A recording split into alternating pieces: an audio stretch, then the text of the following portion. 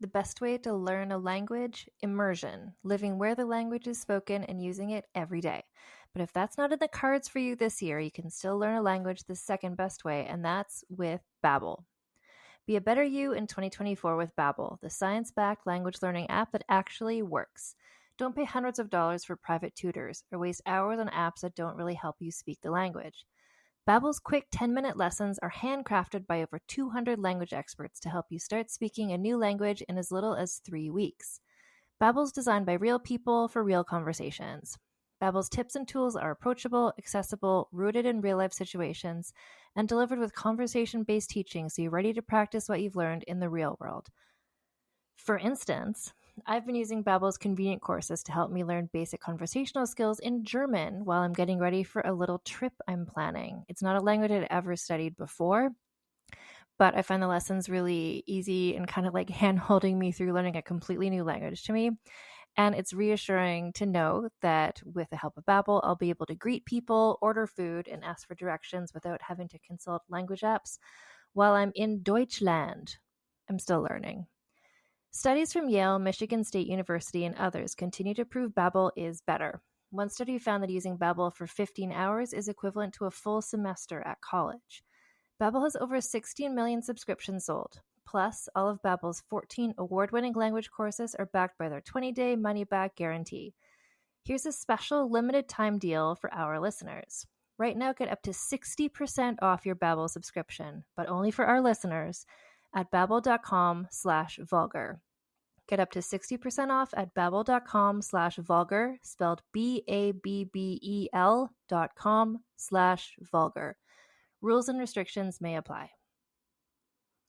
Seeking the truth never gets old, even when it hides in the shadows. Immerse yourself in the world of June's Journey, a free-to-play hidden object game set in the roaring 20s. Solve the mystery of the devious gossip spreader and celebrate our 7th anniversary with exclusive events, never-before-seen decorations, thrilling mysteries, and exciting giveaways.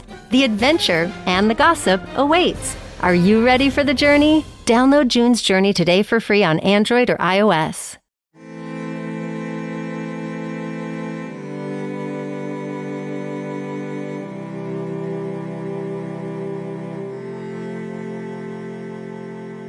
Hello, and welcome to Vulgar History, a feminist women's history comedy podcast. My name is Anne Foster, and clear your schedules because this is a mega long episode. A bit ago, I was asking on Instagram, just out of curiosity, what people are doing when they listen to Vulgar History, and it was really interesting for me to see what people do. At first, I put down a poll that had just a couple options, and one of the options was other, and a lot of people were choosing other. So then I was like, what do you do? And so what I have learned is that there are people out there, you know what, and shout out to all of you right now, walking your dogs, going for your hot girl walks, going for your mental health walks. There's a lot of walkers listening. There's people at the gym. There's people at work. There's people at home doing their chores. Yeah, just lots of things. There's people in the shower. There's people falling asleep. So, shout out to all of you doing all of these things. There's people, special shout out to people on long car commute trips, because this episode is 3 hours long. And yeah, so I don't know, if you're out walking your dog, just know, unless you have some sort of real big hike you're doing with the dog, you might have to listen to this over several dog walking sessions. And the reason it's so long is because there's so much to talk about, / also my guest is the much requested return of Gina Berry, who she was on the podcast last year. We did an episode about Nefertiti, which I feel like was about this long as well. And she and I have now learned, or I guess I have now learned that when I invite Gina on, like she and I can just get to talking and these episodes go on. But also we talk about subjects, like so far she's been on the Nefertiti episode. Today we're talking about Hatshepsut, and there's a lot of context you need to get into to really appreciate and understand these stories we're talking about, which take place incredibly long ago. This episode about Hatshepsut, I talk about it in the recording you're about to hear, but it's the longest ago person that I've ever read about, and consequently that has ever been on this podcast. So there's a lot of place setting, but this is really just like sit back and enjoy. Maybe some of you are, I'm trying to think what else other people said, eating your meal in a waiting room, standing in line at the grocery store. Just luxuriate in this extremely long episode. We're talking about Hatshepsut. We introduce everything in the episode, but I do want to make clear that for both Gina and I, our main reference for this was a book called The Woman Who Would Be King by Cara Cooney, which is really recommended just in terms of really thoughtful. And Cara Cooney, she's written other books about ancient Egypt things. And I really like this book of hers. Not that I don't like the other ones, but what I like about her and her approach, it's similar to what Gina and I bring to the party, which is really just looking at people as people and imagining why they did the things they did. And considering what Kara's looking at are like, two-dimensional hieroglyphs from 6,000 years ago. There's some real piecing together she needs to do to make it all make sense. And I think she does a great job on this book, The Woman Who Would Be King. I also got, just as a guideline for this episode, I was looking at Women in World History, Volume 7, which there's an entry by Barbara S. Lesko. And, shout out to Women in World History, Volumes 1 through whatever. It's this multi-volume thing that they have at the public library in the city where I live, in Saskatoon. And I really like the entries that they have in there. For me, it's a great way to sort of have an outline for a person when I'm going to be recording. And I learn some interesting things from them as well. But honestly, Hatshepsut, you know what? Just kick back, enjoy, listen to this, maybe like a mini series, like do an hour a day. I don't know, or just like really lean into it. And one more source that I wanted to mention that I also looked at before we recorded this is an article that is called De-Queering Hatshepsut, Binary Bind, an Archaeology of Egypt and Kingship Beyond the Corporeal by Uroš Matic, who is an archaeologist and Egyptologist specialized in violence, ethnicity, gender, and settlement archaeology of ancient Egypt. And so I was looking at that because I was considering about gender presentation of Hatshepsut and not how best, but just what's the most appropriate currently accepted way to talk about this person who has some real gender stuff going on in their story. I also consulted just briefly via email with friend of the podcast, Kit Ham, who also mentions Hatshepsut in their book, Before We Were Trans. And so I reread that passage as well. And ultimately what I determined, and Gina as well, we're both referred to Hatshepsut using she, her pronouns.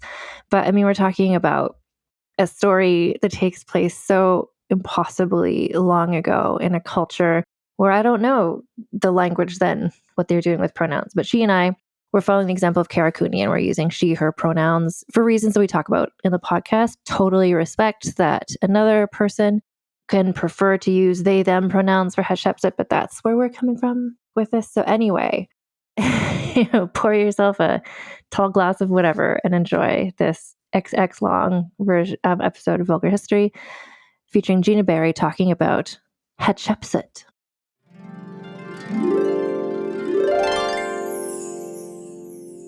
Okay, so I'm joined by Gina Berry. Gina, thank you so much for doing this with me. Absolutely. Thank you for having me again. I mean, you're really kind of my go-to Egyptology expert, although I know you also know about the Roman Empire, and the next time you're on, for sure, it'll be something about that. I don't want to pigeonhole you. Well, whatever you want to talk about, I am willing to talk about. Oh my goodness. So we're talking about Hatshepsut, and I just want to establish now, and this is when we first mentioned it, you were like, I'm going to call her Hat. And so I just call her Hat now too. So we're calling her Hat, just so everyone knows. Yes. Otherwise, we will be tongue-tied for the entirety of this podcast. Mm-hmm. But also, I feel like I've been thinking about her so much. I feel like she's my close personal friend, Hat, That's what I'd call her if I knew her. It is, when you're reading about these individuals, it's so easy to just get consumed by it and, just like literally start picturing yourself sitting right next to them in the throne room or walking with them along the halls of the palace. It's just so easy to do. I'm right there with you on that. Yeah. And that's what I love about just something that we have in common in terms of history. There are other people who really see them as just like Queen Hatshepsut. Like we just look at her from a distance. She's a historical figure.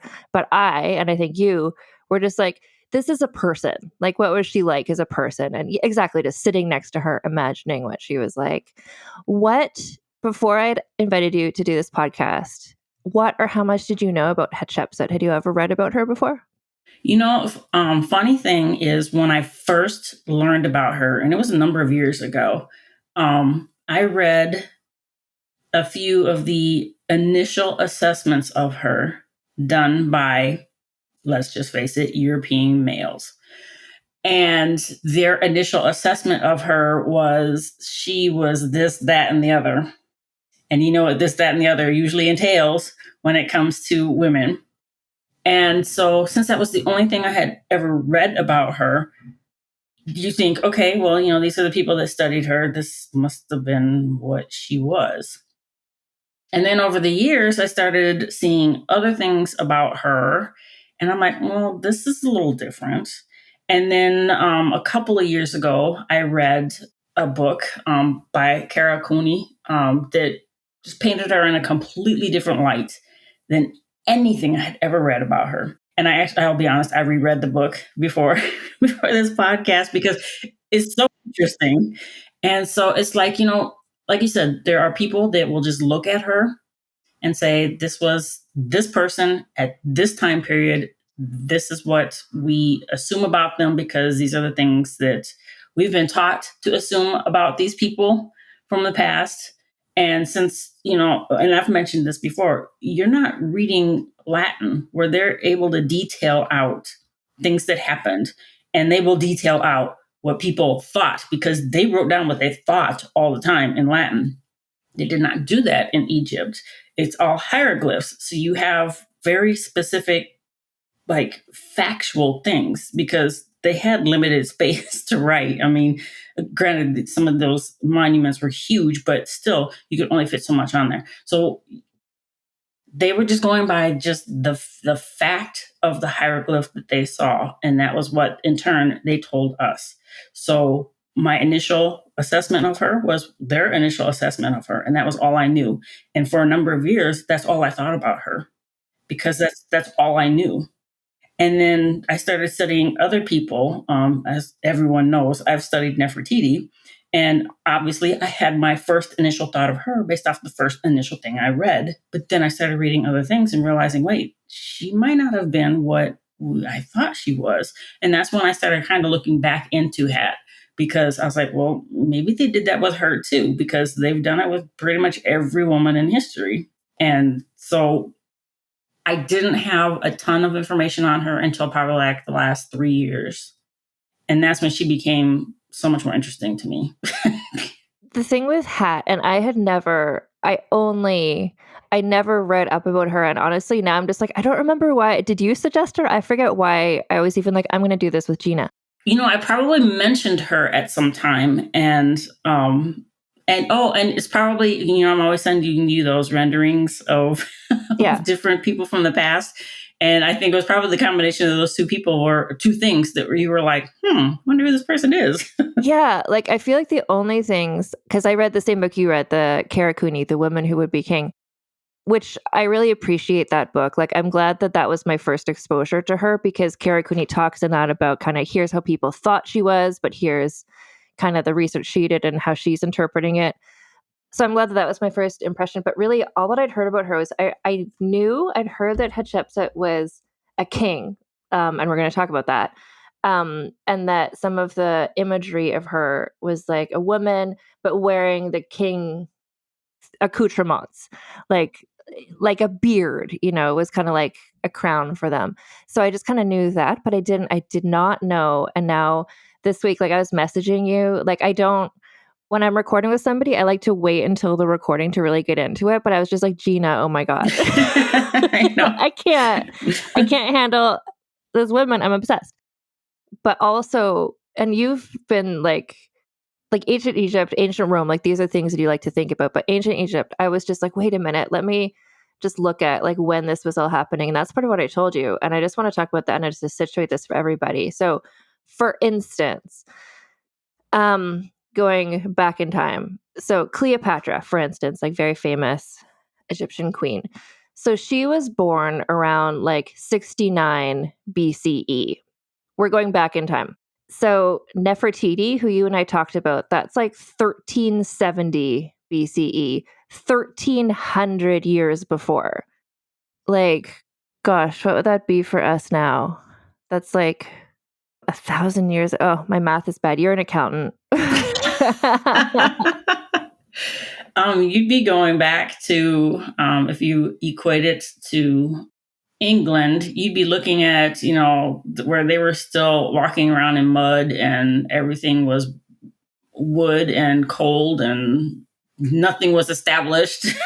So just in terms of how deep, like how long ago the ancient Egyptian history goes. So like the difference between Cleopatra and Nefertiti, that would be the difference between us in 2024 and the year 724. Like that's how long ago those two things were. And then when we're going from Nefertiti back to so she's born probably around 1504 BCE. So this is like, again, I want to get this math right. You're an accountant. I want to look cool. I'm an accountant. I'm not a calculator. You use a calculator. I'm using a calculator. So that's like 134 years between them. So that's again, like 134 years. But think about it this way, 134 years. However, with the lifespans that they were back then, that could be 6 or so generations or more, because their lifespan was max usually about 30 years, 35 years. This was in the book too. I just really like the way that Kara Cooney, again, like she really wrote this book for people like me who are just like, teach me all the things. I'm not coming in with any knowledge. But it's like, because this is so incredibly long ago, it's like every disease was there because no one, like, they were so sophisticated and they're as a culture, it was easy for me to forget, but they were facing like every disease in the world. So it's like, they had measles, they had the bubonic plague, they had like lice. Typhoid, lice, they had like, so like, of course, like if somebody was able to live a long life, good for them. But in general, every disease imaginable was there and people were getting it because it's 1500 BCE. This is like so long ago. And then I was like, oh my gosh, this is, again, I'm sure you thought through all this when you were like a young child, but I was just like, wait. So I was looking up, I'm just like, when did ancient Egypt start? They're still debating that one because every time I read something new, they go back even further. Yeah. Yeah. So it's saying like, I'm just looking at Wikipedia just for a quick answer here. But like, for instance, like the dynasties of Egypt perhaps started around 3150 BCE. So that's 1500 That's just years the dynasties before Hat. Like it's such a, I don't know. Like honestly, like to me, I'm such a basic, like I study modern history usually. So I don't usually look back. So to me, before I was looking into all this, and part of why I was just like talking this through to myself, because to me, it's like dinosaurs, cavemen, the ancient Egypt. I'm like, where does, I don't know. So I'm like, I didn't realize that people that long ago, and the stuff that is in this book, like the history that exists, it's like, yeah, their society had been around for thousands of years. They were like, they had records, they had a language, they had a 24-hour clock. They were like... They did. And think about it this way. So we all know that the pyramids today are old as God. But just think about when she was ruling, the pyramids were already considered to be ancient. Yeah. I mean, that's how old they were by the time she came along. So it's just like, you don't really, I mean, you hear names of people from the past and you think, oh, wow, that was a long time ago. But you have to really stop and try to wrap your head around just how long ago that was. Because it's not just a name. It was a name from that long ago, but you still hear that name. Yeah. After all these years. Oh, and we're going to get into it, despite the fact that various people were chiseling that name off of various walls. We still know it. Yeah. So first of all, I was just trying to wrap my head around it. And part of what was throwing me, and this is just like my own like I did a history undergraduate degree and stuff. And I remember I had this class that was called like the history of Western civilization. And my teacher was like, I hate that I have to teach this. This is a really shitty way. Like Western civilization is not the only civilization, but it was like, that was the curriculum and she had to teach this class. And I was like, oh, it's not. And that was the first time little like 18-year-old Anne was like, oh, there's a broader world. That's interesting. Because I had always been taught in history, it's just kind of like, Greeks, Romans, British, like this is the trajectory. But that's because I know now that like British people, like European people wanted to show themselves like, oh, we're the natural heirs of, all this wonderful civilization. But meanwhile, like while Hat was doing what she was doing in this very organized civilization that had been around for thousands of years up in England, what are they doing? They're like, oh, like farming. That's cool. Let's do farms. Like, we can actually grow things in this mud. Let's try that. Well, it's such a sophisticated world. And like when I don't know. So it just, I guess it's the same with like, this is so long ago, but also in terms of this like classical era, like ancient Rome was also really sophisticated and that was really long ago. And at that point, England, again, they're just like throwing mud at each other.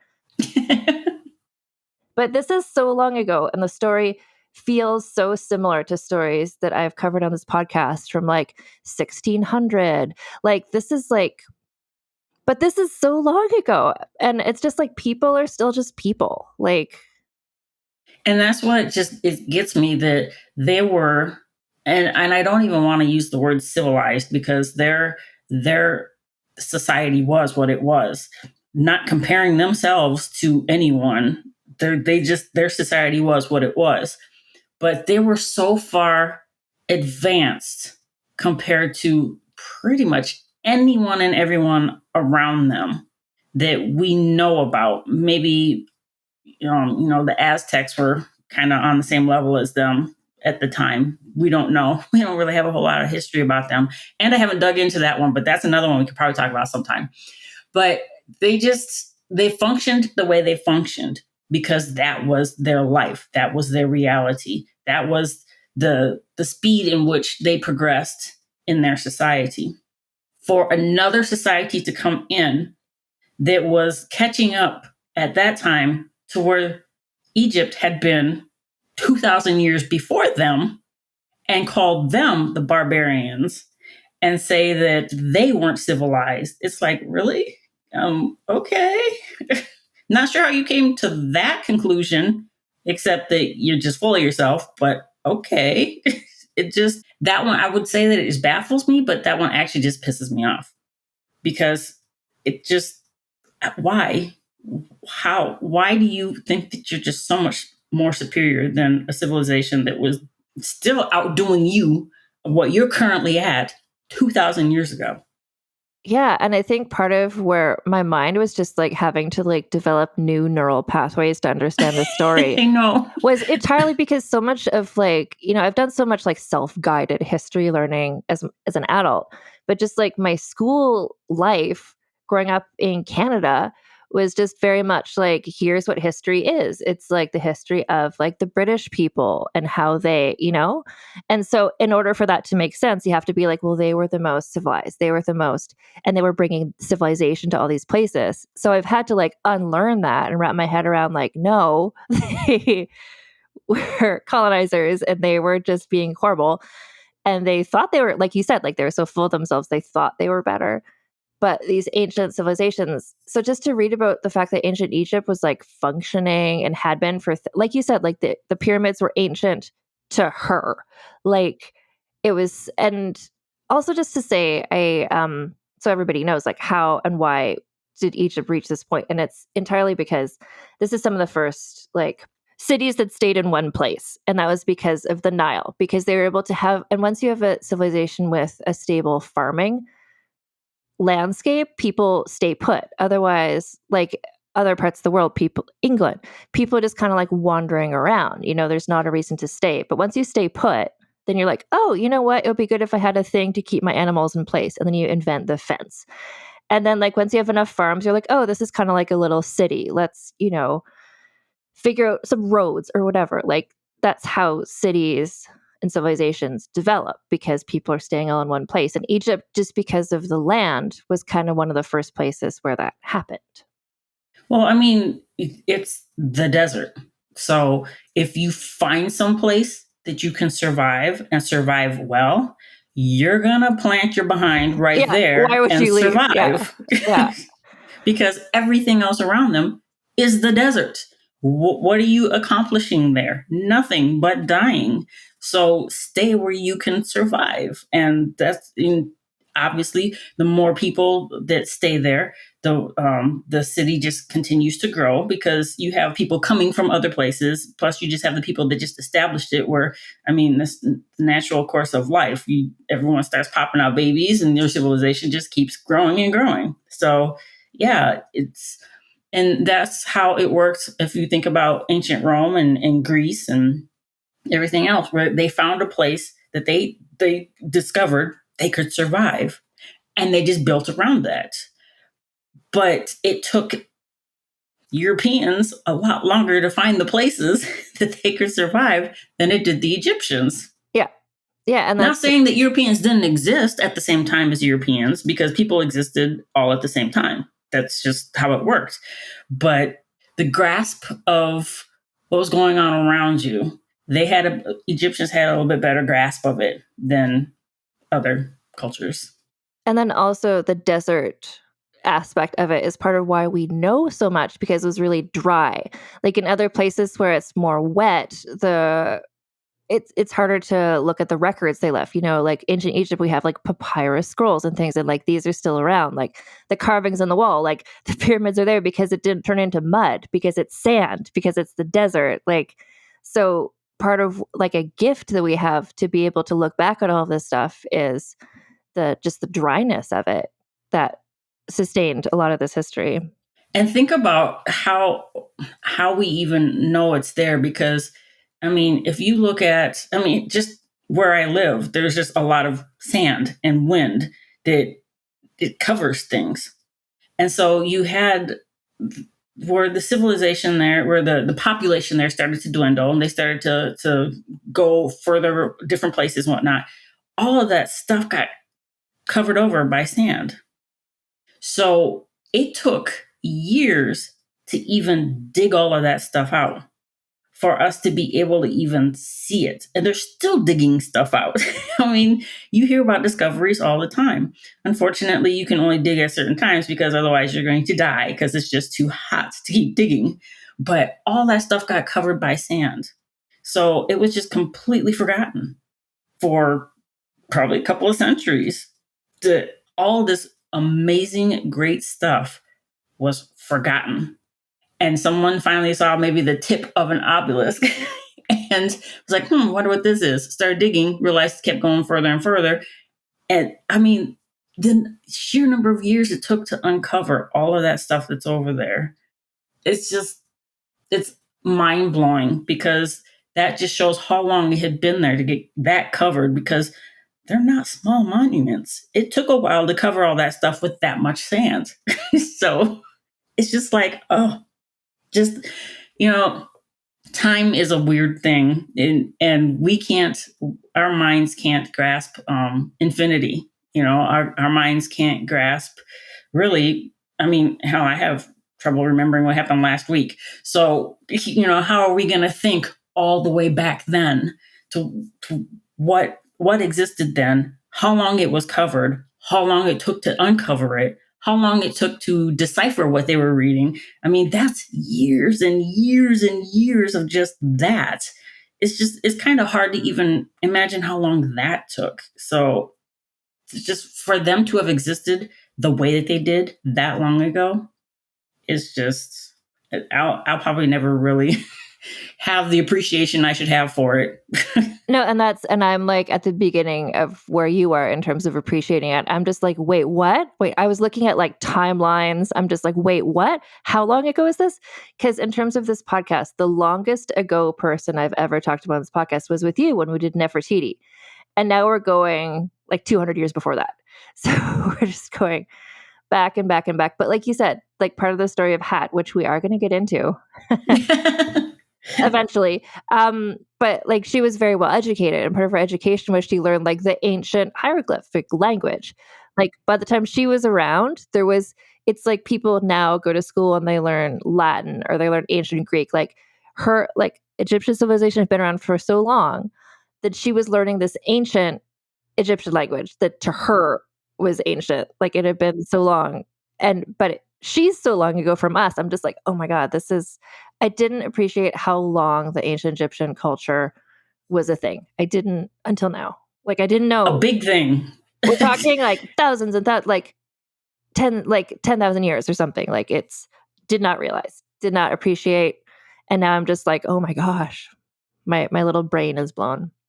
I think that's a big part of the excitement for me about studying history is really just seeing that, wow. I mean, think about where we are right now. Yeah, we've got AI and this and that and the other. We still don't have our flying cars. When I was a kid, I just knew we were going to have flying cars by now. So I'm a little disappointed in that. But it's like the excitement for me is to think about how they functioned the way they did that long ago. I mean, they did things back then that we still can't replicate today. I mean, and even though we have the big machinery that we have, imagine the machinery you would have to build to be able to do the things that they did 10,000 years ago. It's just like that's part of the excitement of studying history to me is to see that, people have always been smart. And honestly, I think they were probably smarter back then than we are now to be able to come up with that in a desert. I mean, think about that. You're in a desert and you came up with this stuff. How? I can't. No, it reminds me of a bit ago, I was doing an episode about, or actually coming up, listeners, I will be doing episodes about some American Indian history, like indigenous people. Or I think it was when I was researching like the Aztecs. And it was just what I was reading was saying like, because what happened back then was like they had a certain level of technology, and then the Spanish came and they had a more advanced technology. And so, but what this book I was reading was saying was like, it doesn't mean that one group was smarter than the other. It just meant that one group had more technology than the other. Like people are people. Like people are still smart, like whatever situation you're in. And you still see that today, like whether you're born in, America or if you're born in like Haiti or whatever. It's just like what you have around you, people just kind of like adapt to that. So it doesn't mean that people in older centuries were less smart. It's not that people I agree with you. I think they're actually more smart. I think there's a lot of stupidity right now. But Yeah.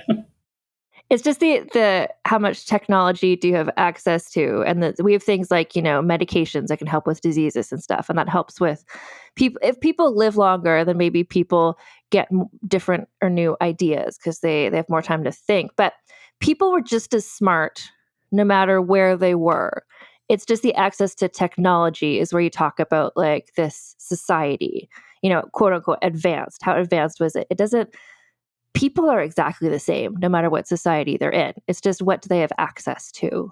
Right. And I mean, I've talked to others about this where, the Spanish came in and they weren't necessarily smarter. They had a technology, guns, that the locals didn't have. And they didn't have it because they didn't need it.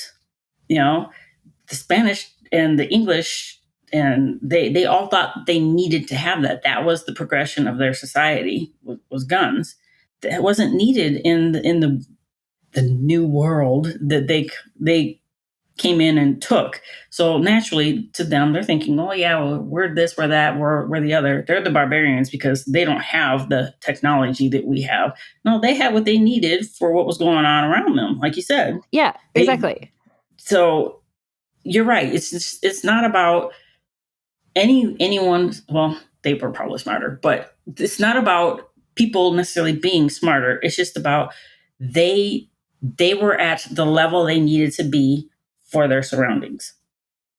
And all the places that guns were used to take over, they didn't need guns there. That's why they didn't have them. They didn't have them in Africa. They didn't have them in Mexico, South America. They didn't have them here. They didn't need them. And when you read about ancient Egyptians, they had their slingshots, they had their swords, they had all that kind of, their catapults, whatever. They didn't have anything like a gun because they didn't need it. They had other ways of conquering their enemies. Hand-to-hand combat has been the thing for everyone since the beginning of time, hand-to-hand combat. Then they started deciding to come up with weapons, because then you started having the Bronze Age and all that of making their weapons. It's just all about where society is at that time. That society is where they need to be for where they are. Can't say that they're above or beyond or below. They are where they need to be. Exactly. And I think that's what I want to make sure everyone knows where you and I are coming from with this, which is, or I guess where I'm coming from. I can't speak for you, but just like the concept that people in history were stupider. Like that, it's like, no, everyone has been just as smart or stupid in all different societies. Mm-hmm. It just depends what technology you have access to. And where I was just astonished was the amount of just what ancient Egypt had going on. Like the fact that they were like scribes were like writing down every little thing, and that they had it's like, okay, we're going to go to school and you're going to learn these things. And I'm just like, I didn't know that there was societies like that, 6,000 years ago. And there were societies like that 10,000 years ago. And those societies were in Egypt. And again, it's not just like the people there were smarter. It's just like the culture had developed because they had been in one place for longer. And this is what was going on. Then you also had the different levels of society too. And we talked about this before where, the farmer, they didn't know how to read and write. They didn't care. They didn't need to know how to read and write. They needed to know how to grow their food so their family could survive. Whereas it was different in the palace where, the royal children, they were taught to read and write. But then not all of them were taught to read and write, depending on what their status was within the royal hierarchy. Some of them were taught to read and write, but others were taught, like Hat was, to read and write the ancient script. Whereas a kid born of a lesser wife or just someone in the harem, they would have maybe been taught the basics of reading and writing. So just in case for some reason one of you needed to be elevated because everyone else died off, at least you'd have some sort of basics of reading and writing. We'll teach you the rest of it later if you need to. So, it was about society, but it was also about your place in society, what you knew and what you didn't know. That's a really important distinction. Thank you. Because like we're talking about Hat, who was like as high up as you could get in society. So her experience is very different from like the daughter of a farmer. But again, it's just like, that doesn't mean the daughter of the farmer wouldn't have also been a kick-ass ruler of the country. It's just like Hat was in a situation to do that. And I mean, spoilers, she was an amazing ruler of the country. Yes, she was. So Hat. So I just have this kind of like little encyclopedia entry that I'm going to be referring to just to kind of like, so I don't forget any, major life event of hers, but please jump in. You know this, but like, please. So, I mean, Hat was born, her whole life was kind of not by coincidence, but it was during a time when Egypt was thriving. It was doing really well. And I mean, when she later took on, it's not like, oh, it's doing well, what a coincidence. It's like, no, she made it do well. But like, this is part of where it's notable about her. She's one of the first women to take control in Egypt. She's not the first female, like, quote unquote, pharaoh in Egypt, but she's the first person to take on that role when Egypt was not in crisis. Like there was some other women who had taken on for a couple years because there was some sort of crisis, but things were stable. So this is part of what's notable about her taking on the role she would later take on. Because, at one time I did read that it was assumed that for up until her, or at least the past 70 years before her, there were a number of women that were considered to be in charge. But like you said, it was because someone had to step in as a regent, or someone had to step in until someone was found for them to be a regent for. It was always a dire reason why they had to do it up until her. And I mean, you could probably consider her situation slightly dire, but not quite what it would have been for the women that came before her. Yeah, and I think that that is probably to her benefit in a way that there had in recent history been these powerful women who were serving as regents. So it wasn't because, I mean, this Egyptian society, and this is also where I'm just like, this is the earliest society I've ever read about, Hat's World. But so it's easy. I'm trying to not be like, yeah, the patriarchy, whatever. It's like, no, like Egypt had its own thing going on. And it wasn't like men are great and women are shitty. Like it wasn't that, but it was, No. there was gender, the way that gender was portrayed and the way that it was understood in their religion. And you know much more about this than I do. So I'm waiting for you to jump in. But it's like, you know, the gods, it's like there's the male and there's the female. And so we saw this later on with Cleopatra, you know, where it's like when there has to be a man and a woman. Because Egypt totally believed in balance. Everything had to be in balance. That's why you have a male and a female god and goddess, that they pretty much do the same thing. But you have to have that balance of the male and the female. And they had to have that in the society as well, where there has to always be that balance. Because everything, their souls, their minds, everything had to be in balance. That if they felt it was out of balance, then that's when, they felt that's when the droughts came. And when more plagues came because something was out of balance. And so that's why you would never have a male ruling without a female. Even if he didn't like that woman, he still had to have that woman there because they had to have balance no matter what. And the thing about ancient Egypt is it wasn't about personal feelings with them. That their society did not run off of that. It was completely based on the idea of their society took precedence over anyone's personal feelings. Didn't matter what your feelings, your desires, none of that mattered. No matter how high ranking you were, high ranking priest, king, it didn't matter. What you think, what you want does not matter. It all is based on this is the idea that we have set forth on what this is how our society is supposed to function, and this is how it's going to go. So everyone, women more than men, but everyone had to jump through a number of hoops to make sure that they were going along with the idea of how that society was supposed to function. Because, like I said, if it didn't work that way, then, and there was, the Nile just didn't raise as high as it normally did, then that's your fault because you tried to put your personal feelings in there instead of putting the idea of what our society should be in place. So that was a major, major thing. It was the balance. It was the idea of what they felt Egypt was supposed to be on all levels. And that could be stifling at times, I would think, because you almost are made to think that you can't think outside of the box. But we're going to get into thinking outside of the box, what that really can do for you. But they were very, very stuck in that. And that was probably, it was probably a good and bad thing for them, honestly. And that's the culture is really, I think, crucial in understanding when we're talking about Hat's story again, where a lot of the stories I've done in this podcast, like because I do early modern history, a lot of it, there's a familiar sort of thing where it's like, this is, if you think about medieval Europe or Renaissance Europe, it's like, there's the family and there's the princess, and we're going to marry the princess to this other thing to make an alliance, and she has no say in it. And so it's like that to me is a familiar trope. Like that's a familiar thing. But in Egypt, it was, but you see in medieval, you see in Renaissance, there's like young women who don't like that. They run away with their lover or whatever. You know, there's like this sense of independence that is kind of romantic. But in ancient Egypt, the culture was so tied in with the religious belief. And we see with Hat, she was incredibly spiritual and religious. And really, that was so important to her. And that sort of helped guide her for what she did. But yeah, so when we're looking at, and I appreciate again in this, but Karakuni is saying like, every time I come in with a preconception, she's like, just so you know, like this was not considered weird back then.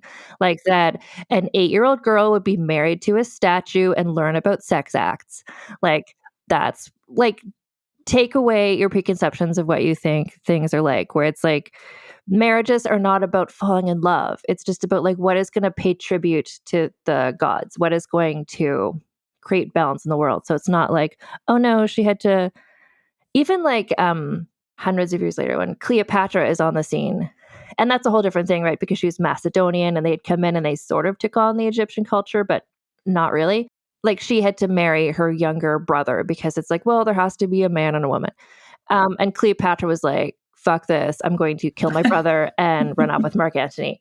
Like Cleopatra to me, I'm like, that's a narrative that I'm like, okay, yeah, I get that. Like an independent woman, like, you know, who's not into what society wants. But where Hat was living, that's not the vibe. Like the vibe is very much just like, this is what the world is. And she respected that. And everyone around her respected that. And so that's where when we're telling the story, it's not like, oh, their society was so advanced in so many ways. And then where it's different from how I imagine an advanced society, I have to remind myself where it's like this is pre-Christianity, right? This is like Yes. 3,000 years pre a concept of like monogamy and, you know, women should be modest and like sexuality should be hidden. Like that's not what's going on here at all. And the gods should never be sexual. The Egyptian gods are very sexual. And it took me a minute to be like, very sexual. Okay. Yes. Right. And there wasn't a shame around that. So it's right, because this is like pre-Christianity. I mean, look at the story of how everything exists. If you really look at that story, it is 100% sexual. That is how how everything was created according to their culture. Whereas, you know, in Christianity, it's just this being decided all of a sudden one day, I'm bored, I'm going to make something. And here, let's throw some little peasant people on there and watch them run around and be dumb. You know, or that's not what it was in ancient Egypt. It was a complete sexual act that created the universe, that created the gods and goddesses, that helped create the people. It all revolved around sex for them. And that is probably one of the things that once they started, the Egyptologists, once they started digging in and seeing what these hieroglyphs were saying, they were like, oh God, no. Yeah, they weren't cool people, because it went against what they believed. Exactly. And that's where people, I think, like the European Egyptologists would be like, oh, this was a backward society, quote unquote. They were like savage or whatever. And it's like, no, it's because, so when we're telling the story, it's just like the concept of sex is very different in the story from anything I've ever read before. But because it was whatever, 1,500 years ago, or 1,500, 2,000 years ago. Like this is like, yeah, society was different. It was different. And that's not bad. That's not good. That's not bad. That's just what it was like. And this is what Hat's world was like. And I just want to fairly represent what was going on in her world. You know, age was different because we mentioned earlier the lifespan was different. You know, now people are expected to at least get into the 80s at the very least. You can get a lot accomplished in 80 years.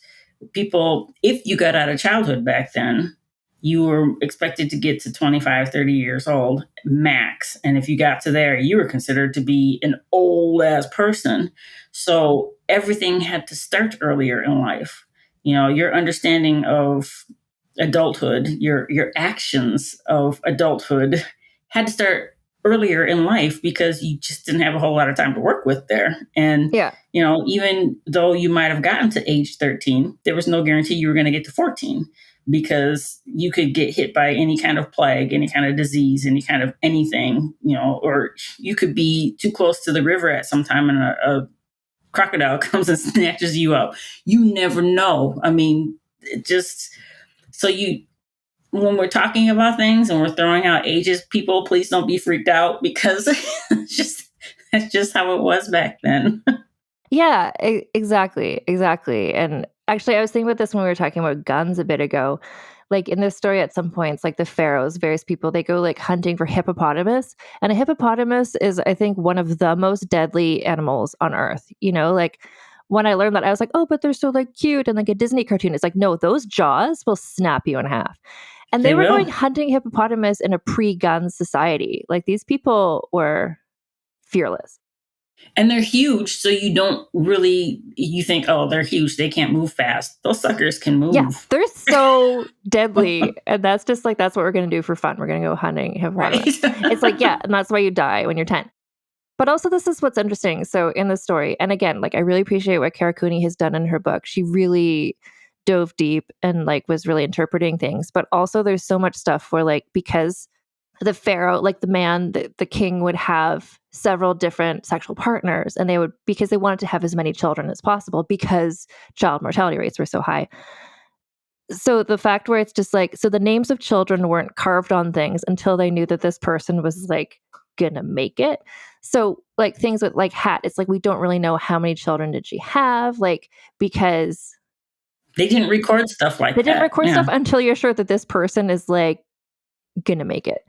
So there's a lot of so there's a lot of sort of question marks about it. And that's an interesting thing because if you think about Akhenaten and even Tut, they recorded kids.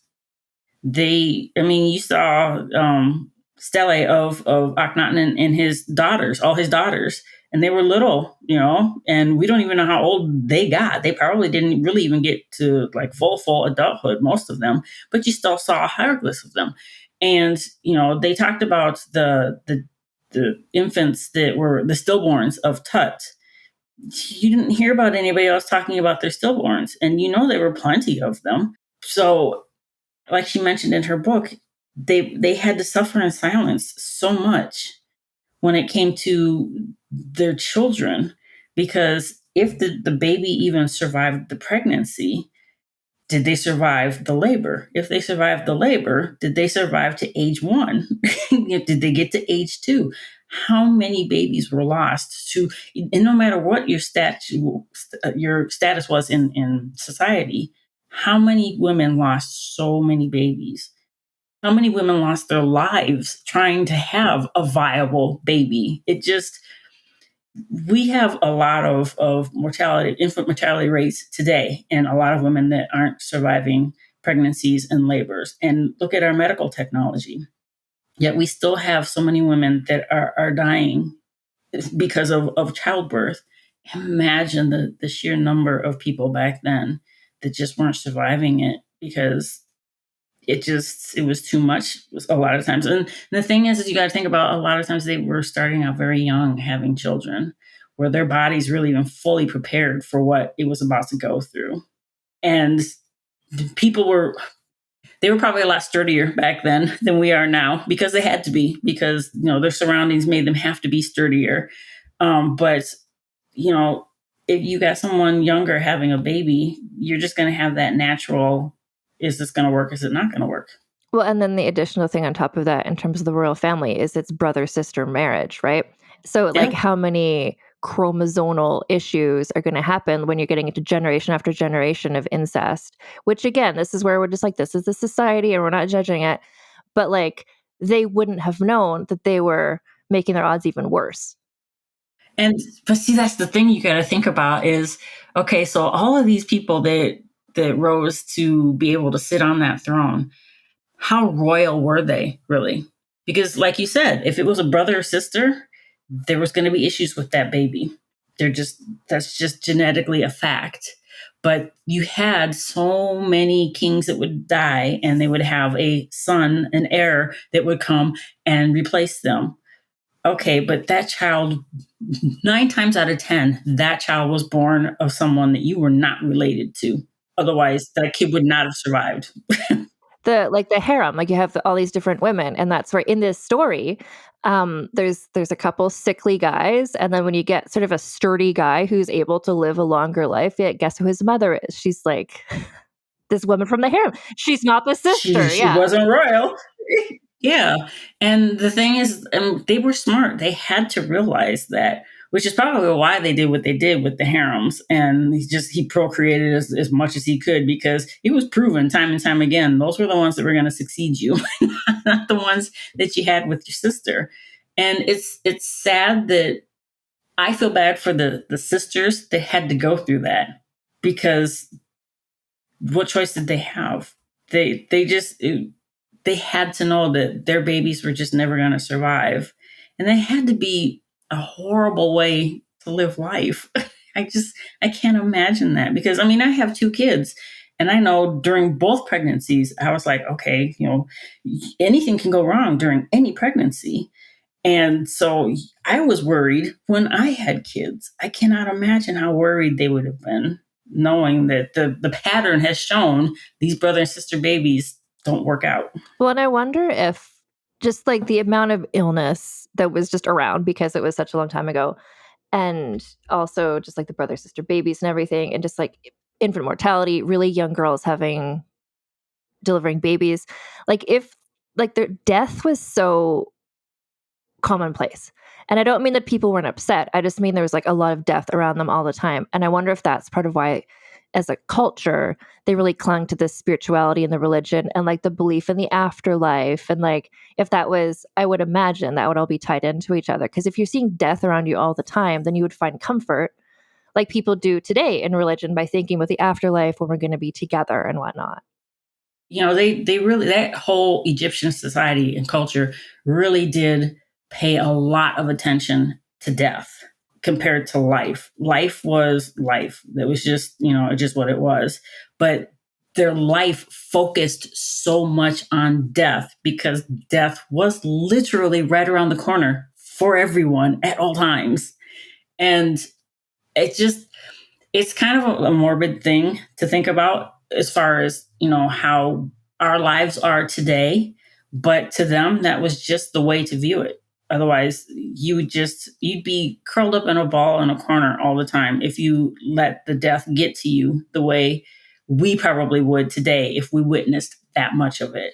Because death was life to them. Yeah. And that's, I think, I'm sure we're going to come across other things, but 2 things we've mentioned now that in terms of like Hat's world and what she's living in, that is very, very different from the world that we live in now. Like, firstly, it's like the sexuality of it and the not a sense of shame, not a sense of embarrassment, like that sex was just a matter of fact thing. And it was actually part of their religion. And the death just really, because people today, like everyone lives like no one's ever going to die. And when someone dies, it's just like, someone just died? What? Like, because we're all living in constant denial. And that's just kind of what our society is like. So like those are the 2 cultural things that I'll try to keep in mind. And I hope everyone does when we're telling this story. Like, this is the world she was living in. And so as much as I'm like picturing myself next to her and like living this with her, it's like her cultural, like I could never understand what that's like to live in a society that's that different from the one that we're in. But it worked for them, and it worked for thousands of years. And she made it work for her. So, 50 minutes in, let's talk about Hat. But we can't start with her until we talk about her father a little bit. Absolutely, yes. Please talk about her father. So that's Thutmose. How do you pronounce it? Thutmose? I say Thutmose. Thutmose the first. The first. Yes. He was not royal in any way, shape, or form. And this goes back to what I was saying, where, you kind of had to just grab who you could grab to put in place, because you had to always have a king. You did. You had to always have a king. You would go periods of time where you might not have had a queen. You would eventually get one, but you always had to have a king, no matter what his age was. Thutmose the first was older when he came into power because they needed to throw someone in there quickly. And he took to it. It's funny, even in today's society, where you look at Prince William was raised to be a king. Prince Harry was not. He had a little different upbringing, a little more freedoms probably in his world than William did. It would have been the same back then, where the person that was expected to succeed, they would have been raised to be king. Thutmose I was not raised to be king. He was just raised to be a guy. Like, he wasn't even a prince. He was just a guy, right? He was an aristocrat, but just a guy. He didn't know the ancient script. He didn't know all the ancient rituals that a king was expected to perform. He didn't know any of that. He was literally like one of the first learn on the job kind of people, because that's what he had to do. But he was amazing when it came to the military. And he is the one, I mean, the 18th dynasty is widely known as one of the richest out of all the dynasties. He wasn't necessarily the first one to start building towards those riches, but he's definitely the one that kickstarted the vast richness that is known of the 18th dynasty today. Because he went and he conquered, he subjugated as many people as he could, took whatever he could, brought it back to Egypt. And he obviously they built on large scales, otherwise they wouldn't have had the pyramids that were hundreds of years old by the time he came along. But he started building on a larger scale than his predecessors, 2 or 3 or 4 generations back, because they didn't have the money that he brought into the system from everything that he conquered. And not necessarily they would have talked a lot about what he conquered, but he probably negotiated a lot of stuff as well. Because to be a good leader, you can't just go around just killing people and taking it. You got to be able to negotiate as well. We'll get into that with her later. But he came in and he set a standard, and she saw that. She grew up with that. She learned it. She absorbed it clearly. And I truly believe that there are so many people that are born gifted in whatever it may be, music, art, whatever. There are people that are just born naturally gifted. Tutmosis I was naturally gifted at warfare, clearly. She was naturally gifted at learning what was going on around her, and not necessarily trying to figure out how to make it work to her advantage, but just learning how it worked and how best to work within what was going on around her. She saw her dad, where she would have known that he wasn't born royal. Everyone knew it. So she would have saw how he was successful regardless of no royal lineage. So why would she ever think that she couldn't be successful? It wasn't natural to her. He became Pharaoh at an older age, like as an adult. And she was his first child, and it's a daughter. And so the role of the oldest daughter of the Pharaoh, she would have been raised to marry the next Pharaoh. Like she was going to be raised. And that wasn't just like, oh, you're the wife, you're like the trophy. It's like, no, like she would have been, and this is part of why she's educated so well. Like she was going to be raised to become co-ruler later on. Yep. And I haven't really ever found anything extensive about her mother. Actually, the most I've learned about her mother was through Karakuni's book. But her mother was of royal lineage. And so she would have had knowledge that Tutmosis I didn't have. Mm-hmm. She would have definitely, absolutely helped him along the way. Him being married to her was the only thing that really solidified his rule, because he was married to a royal. But she also, even though they might not have had the mother-daughter bond type of relationship that we would have today, she would have been, okay, you're the first daughter, you need to learn this because that's just the way it is. And she would have put forth a lot of effort into making sure that her daughter knew everything she needed to know in order to be able to function within the role that was expected of her later on in life. So I've always been a big fan of younger women learning from older women. And that's just how society has always been able to function and continue, is you have to have the older women teaching the younger women. And I really believe that Hat's mom took that seriously and taught her everything she thought she was going to need to know. And then, like I said, I think people are naturally gifted, born gifted. And I think Hat was born naturally gifted to where she was taught all this stuff, but she just understood it in a deeper way. No, I absolutely agree. And the impression I got from, again, Karakuni's book was, that Hat was very much like her mother was there as kind of a role model of like, here's what it can look like to be like a powerful woman who's very educated. And I think her grandmother was around as well. So I think she had... I believe so. Yeah. So I think she had...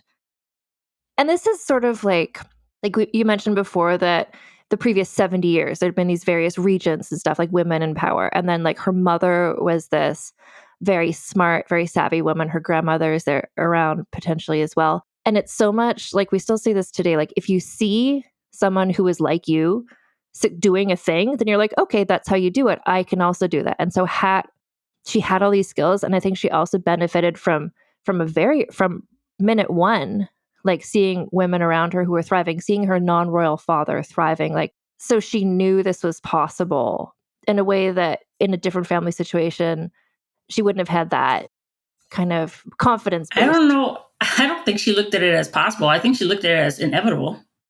I like that. Yeah. I mean, think about it. I mean, if that's what you're surrounded by and you're always being taught things that no one else is being taught, why would you ever think that owning the world wasn't inevitable for you?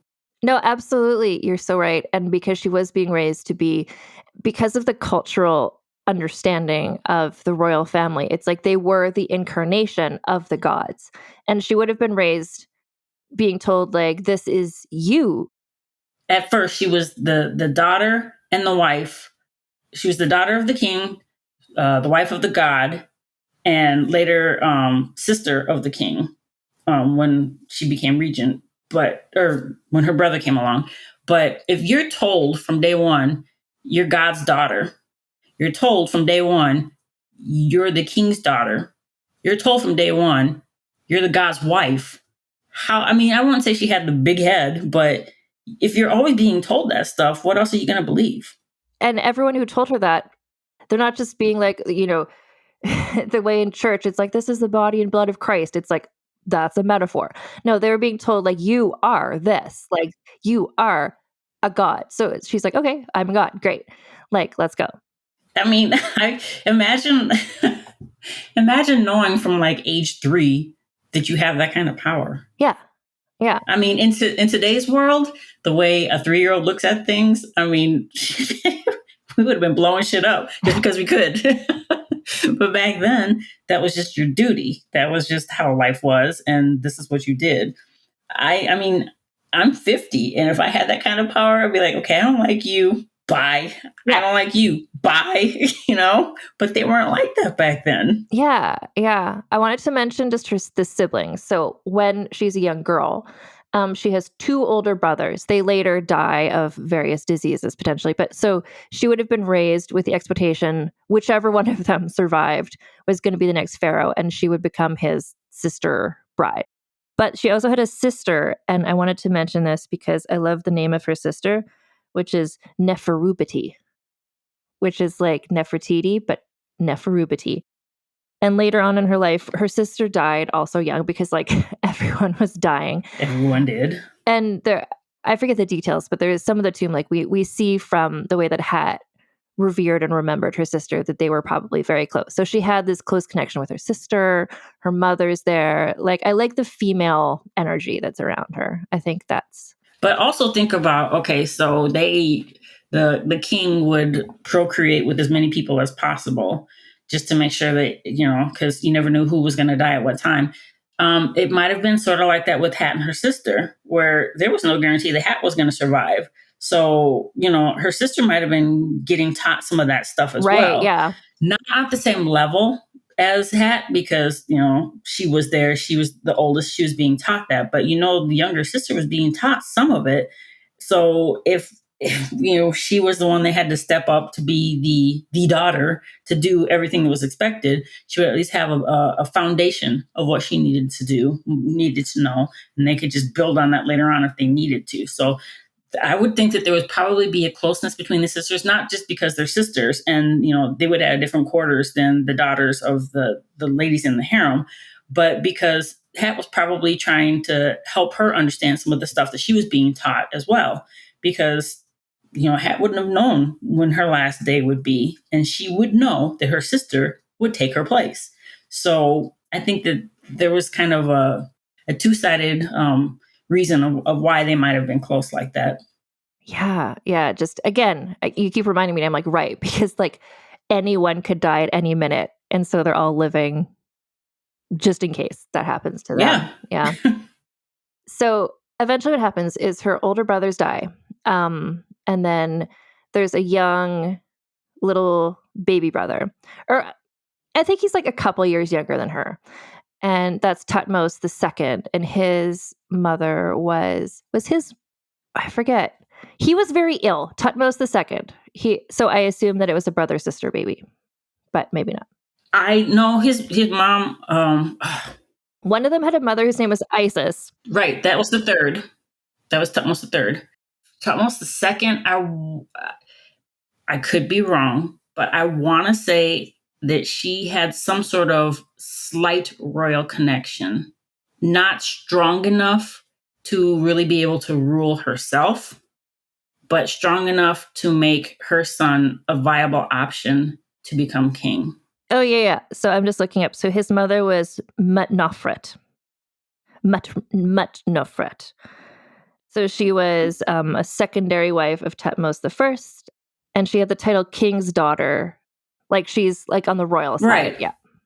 So, but Tutmos the second, so half siblings, and kind of surprised that this is who, like she was raised she was like a priestess of the religion, like at a very young, like age like 6 or 8, like she was officially married to the god, wife of the god. And then she knew that she's going to marry her brother, one of them, because he was kind of the incarnation of the god.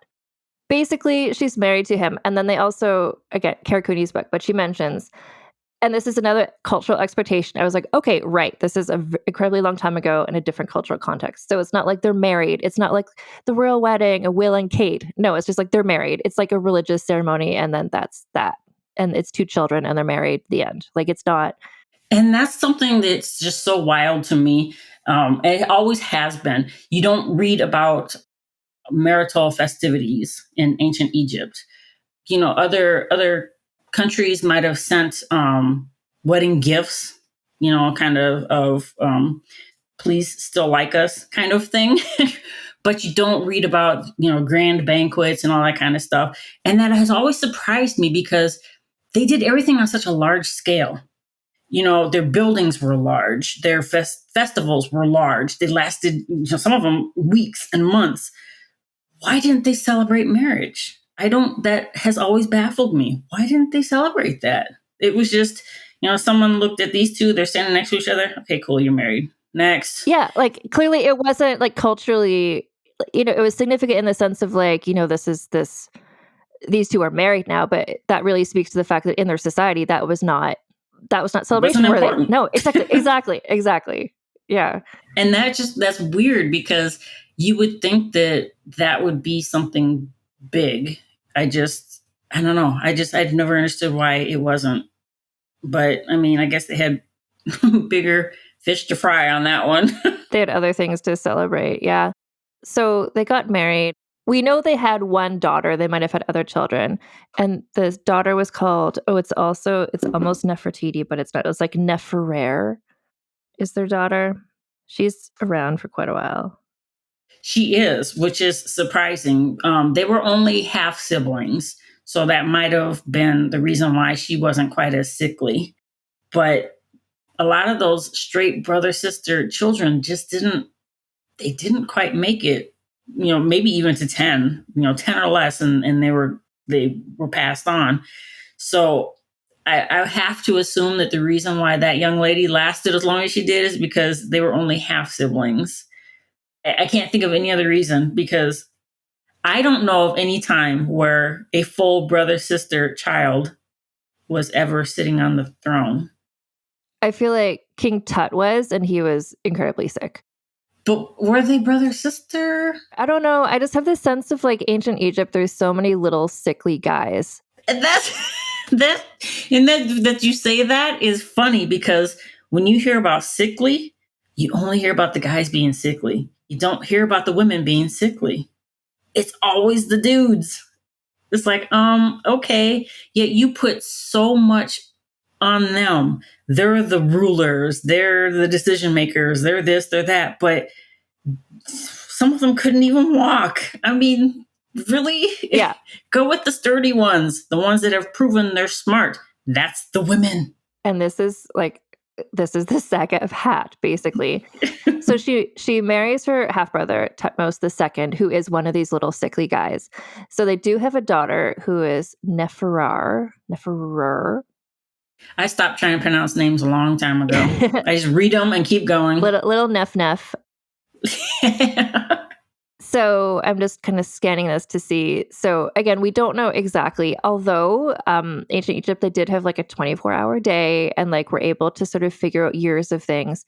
So we don't know how long the two of them. So they were like the dad dies, and then Tutmos II is the new man pharaoh, and Hat is the woman equivalent. So this is our pair of man, woman kings. But keep in mind how young they both are. They're like 13, right? They're like, I mean, like they're kids. Yeah. They are the new king and queen of ancient Egypt and supposedly making decisions when we all know, even no matter how old the king was, it was always his advisors that were making the decisions.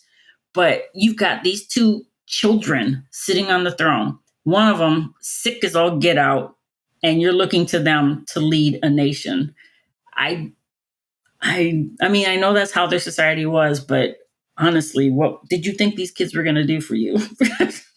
In this era, I don't want to take away any credit from Hat and from other pharaohs for like doing a good job, but all of society was built up that these were the incarnations of God. Like no one was trying to usurp the throne. No one was trying. It's not like, like in Cleopatra's time, everyone's killing everybody. Everyone's trying to take over. In Hat's time, there was this understanding, and because they were in peacetime, because the river was fertile, crops were growing, everyone was okay.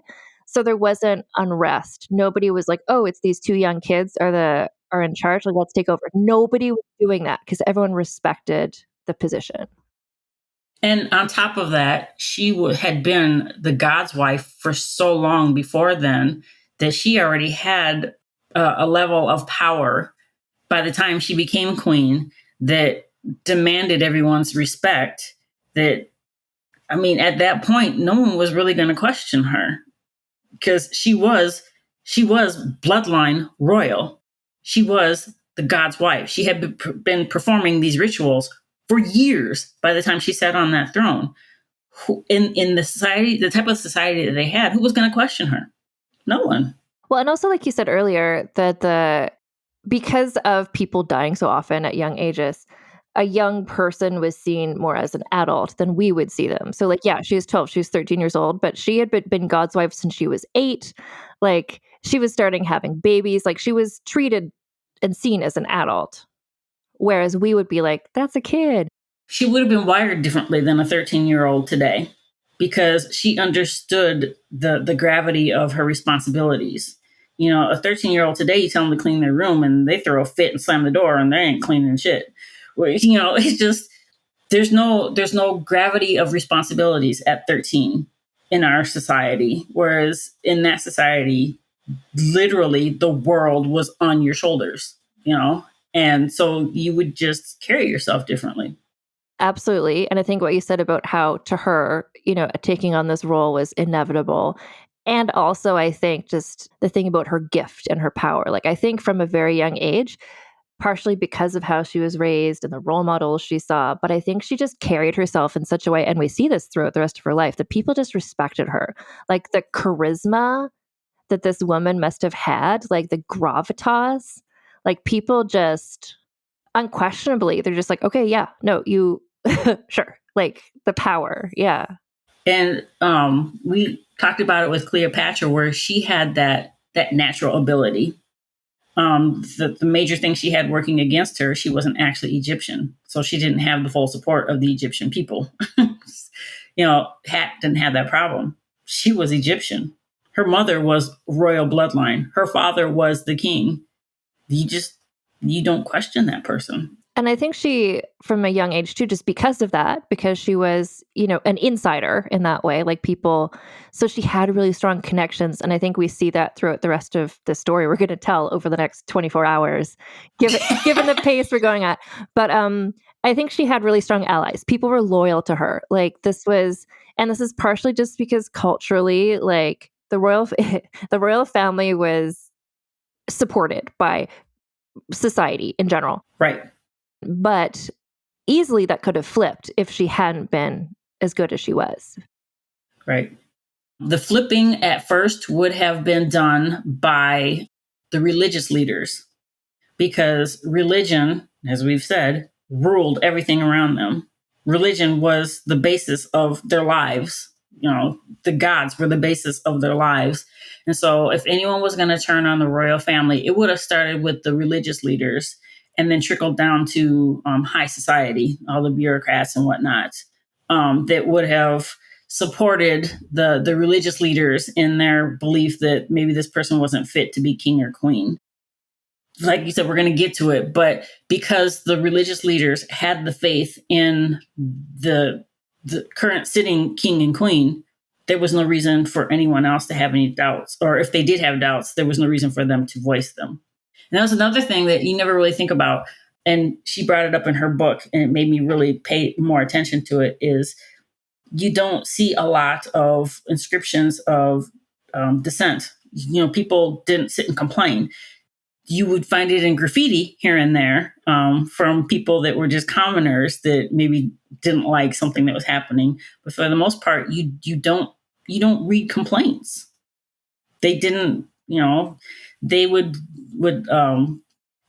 show support, with sometimes you'd see different scenes of different celebrations and festivals that they had. You would see, they'd have like a crowd or whatever chiseled in there, but you don't read about people being unhappy with how things are being done with the current sitting king and queen. And it wasn't all sunshine and light. It wasn't, because it just couldn't have been with everything going on around them. But I do like the fact that they didn't dwell on the negative, at least when it came to what they recorded. They tried to just keep it pushing, we have to just do life because we're only going to be here for a short period of time. So let's just do life. Sitting and complaining isn't going to fix anything. Let's just do what we got to do. And I like that about them. I like this about them, and I think we're very early on in Hat's reign and whatever, but there's never that level of dissent and there's other so many other stories I've told on this podcast, especially where women get into a situation where they're in charge. They spend half their time, 75% of their time, just trying to deal with these shitty men who are like, oh, I don't believe you. Oh, I don't trust you.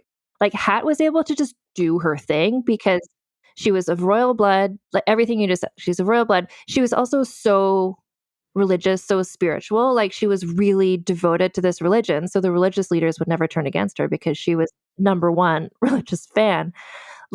So she could just get shit done. She didn't have to deal with being no, trust me. No, I know what I'm doing. Everyone's yeah, clearly you do. Carry on. Right. That's unusual for me in this podcast to find a woman leader in a situation where she can just get shit done. That never happens. Good for her. And that is, like you said, that has probably been the probably nothing. That has been the major downfall of all the women in history that had any sort of power, is you always had these jackass men that were always trying to assert their authority over the woman that was actually in charge. And so they were just constantly trying to fight these dumbasses to get anything done and nothing. And then, of course, she didn't accomplish anything in her time in charge. Gee, I wonder why. Yeah. Because you didn't let her. I mean, it's the same way today, where you have, let's just say Congress. You have a woman bring a bill to Congress and they're like, oh no, even though they know damn well that would be good for the overall society, they're not going to let it go because a woman came up with the idea instead of a man. Yeah, no. And this is where the sort of me unlearning, just not anything I was ever specifically taught, but just the impression I got from just learning history throughout my life until I started learning it myself as an adult. It's kind of this impression that it's just kind of society was bad, society was backwards, and we've been getting better ever since. And now today we're the best we've ever been. No. No. It's and then it's yeah, there used to be racism, but they solved that in the 1960s. There used to be sexism. They solved that in the 1970s. And now everything is great. Completely wrong. But when you look back at this, where it's like the longest ago story I've ever read, and there's a woman who's in charge and everyone's cool with it, it's not like, oh yeah, women didn't used to have rights and now they have rights. It's like, no, like out the gate, like Hat was doing it. And then things regressed. Because if you think about it, her brother / the king, he was sickly, and he wasn't necessarily raised to be king. Not at all, because there was the two older brothers. Yeah, he wasn't taught all of the royal etiquette and whatnot. So you have this woman who is the queen in all rights, who is God's wife in all rights, that knows all this stuff, probably a year or two, maybe 3 older than this sickly little boy that doesn't know shit. So yeah, they're going to listen to her, because really, what other choice do you have? They always want balance. So why don't rock the boat if what she's doing is not outside of what you really think should be happening? Fuck it, do it. Just try to bring your brother along with you. Get him on, get him on in line, kind of thing. I imagine that's probably what they were thinking, was just do what you need to do. Just smack him upside the head and make him do what he's supposed to do, kind of thing. Because he was in there flailing. There was just nothing else he could have been doing. Yeah, and I think my impression, and correct me if I'm wrong, in Egyptian history in general, like they had this culturally, this really strong religious belief, the balance and everything, but they just saw it like when the level is up and our farming is going good, and like that means the gods are pleased with us. Mm-hmm. Yep, and if it goes, exactly. And if there's a drought, they're like, someone's doing something wrong. So Hat, as much, like, I don't want to take anything away from her, but also she benefited from the fact that like the Nile was good. Very much so. It wasn't just her that would have benefited from that. Anyone that was in charge at the time that the Nile was acting right, they benefited from that. And those poor unfortunate souls that were in charge when things weren't going right with the Nile, and your crops weren't growing, your livestock was dying. Those people, they just got the short end of the stick, unfortunately. That's who they questioned, to be like, oh, what they're doing is bad. But because the Nile was good, when Hat was here, they're like, I guess she's going well. I wanted to point out, though, because I forgot to say, and I found this very interesting. So when Hat and her little sickly husband, they had their daughter, Neferur. Their child was a daughter. And generally, they wanted to have a son, then a daughter, because they wanted to, whatever. But in their society, they blamed or gave credit to the gender of the child to the father. Like they didn't blame the mother. Oh, it's a girl and that's your fault. And I'm like, look at them. You look at Henry VIII or whatever. He's like, my wives keep having daughters. Where it's like, and we know now that like the chromosomally, it is the husband. It is. So, like, yes, they knew. And that they knew. And there's just so many things about the ancient Egyptian culture that you just have to love, because they were so practical, and to them, women were a step below, but they weren't to be stepped on. They were to be respected and revered, and you have to love that about them.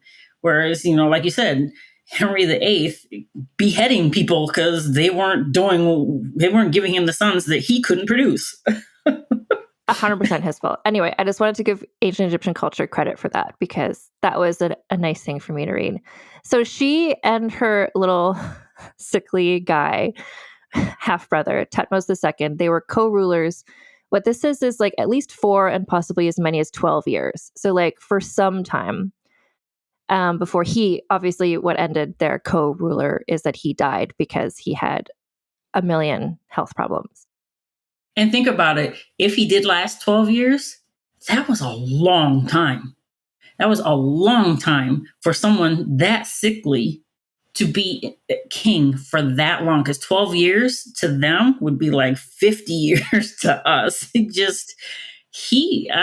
Kudos to him for not falling down some stairs or something and actually managing to get someone else pregnant to have an heir. That's true. That's true. So what happened is, so he dies, and then like the only child that the two of them had who survived that we know about is Neferur, the daughter. But there was other women, there was other wives, and so he had various other sons. And then there's this, I don't understand exactly, but it sounds like they put all the toddlers, all the little boys in a room, and then kind of waited for the gods to choose which one was going to be the heir, which to me just sounds really chaotic and just like a daycare. Just these like it really would be. just these little toddlers just all like toddling around, and the moms are there chasing after them. And out of these boys, one of them is chosen, who is Tutmos the third, who's going to be the new baby king, because there needs to be the balance, right? Like she can't be Pharaoh on her own. There needs to be a guy. And in this case, it's a toddler. It's her. And you got to think about, okay, why was he chosen? Was he the one that ran the fastest? Was he the one that was climbing things more than the others? They would have picked the one that they thought they had the best chance of surviving. Were the other kids just raggedy little nothings that were sitting in corners and picking their nose? I mean, what was it about him that made him stand out in a room full of 2 and 3-year-olds? What was he doing that made him exceptional? I know. Well, and I'm just picturing just like, I mean, you have children, but also like I did my time babysitting as a teenager. And there's some little kids, like little boys, who are just like beefy. Like there's some little boys who are just like, whoa, like that kid is just like, if you push them, they're not going to fall over. It's like there's some, and I'm like, I picture him as that sort of little kid who's just like, yeah, just solid. I mean, my boys are night and day. My oldest, I saw him fall off the monkey bars and literally bounced when he hit the ground. He went, oof. He stood up, shook it off, kept going.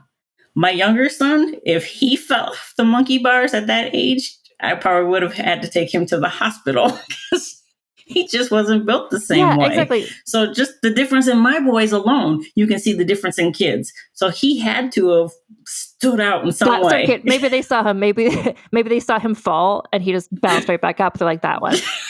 Well, because they did like, again, this is like a lengthy story, but like they chose the right one because Tutmos III lived a very long life, like into his 50s at least. Like they chose a healthy child. Yes. Yeah. And he was active, He didn't just sit in the throne room and dictate and visit the harem here and there to try to build up another stock of boys. He was active. He was militarily active. He was hunting active. He was a sturdy guy. They definitely, out of that room, like somehow they were able to tell like that one, that with the chuggy cheeks, that baby with the like big legs, like, yeah, that one. That's who we're choosing. They plowed over the other two to get to the toy that he wanted. Actually, I bet that's what it was. They're like, oh, just like Tutmos the First. Look at that guy. He's good at warfare. He's a baby.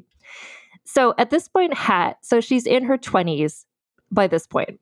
So it's her. And again, like a bit of it, I'm like, oh, this is like the Cleopatra situation. It's like she's this capable woman in her 20s and she has to marry this baby. But it's not like Cleopatra in the sense because she has the support of everybody. And she's the royal one. He's not, because even though he's the king's son, his mother had no royal lineage that they know of. Even though her name was Isis, which I love, but she had no standing in society. She was just there, and she just happened to produce the most sturdy baby. That was it. So, Tutmos III was really, really young, but he was the king because he was the king's son. But you've got Hat, who is in her 20s, who is royal. And she has all the titles that she has. She's had those titles for years. She has been seen by how many people? She has the support of how many people? And she has for years. There was no way that this was going to play out any differently. Let's be honest. There was no way this was going to play out any differently for her. That she was going to be regent. She was going to be regent, and she was going to be a good one. Well, and like we said too, like in the recent history, there have been lots of situations where like an adult woman was the regent for a very young boy. So everyone's like, okay, this is what's going to happen. Hat's going to be it's a different situation because it's not her son. It's her nephew/stepson. But Hat was like, this is where things take a turn because she's like, okay, like am I going to be the regent? So she goes to the temple she's so spiritual, she's so religious, and she goes to the temple, and what she says happens there. She like talks with the god, and she comes out and she's like, God says I should be king, actually, not regent. I should be king. That's what the god said. And so let's do that now. So let's make that happen. And cool, I'm gonna be over here. And see, the thing about that is though, anybody else that would in her position that hadn't been God's wife, if they were just a daughter or a wife, or whatever, if they hadn't been God's wife, and they tried to come and say, "Oh, while I was in my sacred space doing my sacred rituals, the God of all gods told me this." If someone else tried to say that, they would not have believed them. They wouldn't have. They'd have been like, "Screw you. Gods don't talk to you." But because the God had been talking to her for so many years, and everyone believed that the God was talking to her, for her to come up with something like that, even though it sounded asinine to them at the time, I'm sure, they didn't have any belief to refute what she was saying, because she had proven herself as God's wife for so many years. They really, I think, felt they had no other choice but to believe her. Whereas anyone else, they probably would have had her killed or something, because she was claiming false things about the gods. So I'm sorry, she was literally set up from birth to do what she did. I don't see that she had any other future for her, honestly. I just really want to clarify, just so everybody understands, like, the audacity of what she just did. Because what had historically happened in this sort of situation would be that, so we're using the word king, but like ancient Egypt had different words. Like even the word Pharaoh is not necessarily a word that they use. That was just one that was applied. But the word that they had that meant like the person in charge, like the ruler, was king, and it was a male word. And so that was the name given to, if you have this like man-woman pair who are in charge, like that's given to the man, and the woman she's always a step below. Like, although they're partners, like he's the main one in charge. And if she had been the regent, what that would have meant is that she would just kind of be in charge until Tutmos III came of age, and then she kind of stepped back. But what she was like, she's like, no, we're going to be co-kings. Like he and I are equals. Like she's giving herself the title of king as an equal to him. And then we start seeing that. I mean, he's a baby at this point, but like in the artwork, like they start being drawn, she's in front, like of him. Usually if it's the regent or if it's the wife, like they're behind. So she's claiming this male title as a woman, which is so fascinating. And now we're just going to take a break for a word from our sponsors. As a podcast network, our first priority has always been audio and the stories we're able to share with you. But at Realm, we also sell some pretty cool merch, and organizing that was made both possible and easy with Shopify. When you think about successful businesses like Aloe or Allbirds or Skims, an often overlooked secret is the business behind the business that makes selling and, for shoppers, buying simple. For millions of businesses, that business is Shopify. That's because nobody does selling better than Shopify. It's the home of the #1 checkout on the planet. And the not-so-secret secret that's definitely worth talking about is that Shop Pay boosts conversions up to 50%. That's more happy customers and way more sales going. If you're hoping to grow your business, your commerce platform better be ready to sell wherever your customers are scrolling or strolling, on the web, in your store, in their feed, and everywhere in between. Businesses that sell more sell on Shopify. Upgrade your business and get the same checkout we use with Shopify. Sign up for your $1 per month trial period at shopify.com/realm, all lowercase. Go to shopify.com/realm to upgrade your selling today. Shopify.com/realm.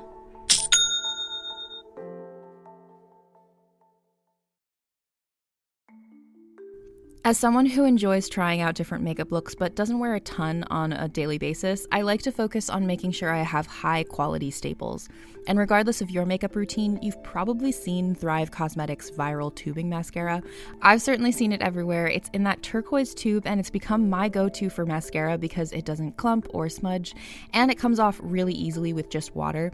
So that mascara, along with all of Thrive Cosmetics beauty products, are certified 100% vegan and cruelty-free.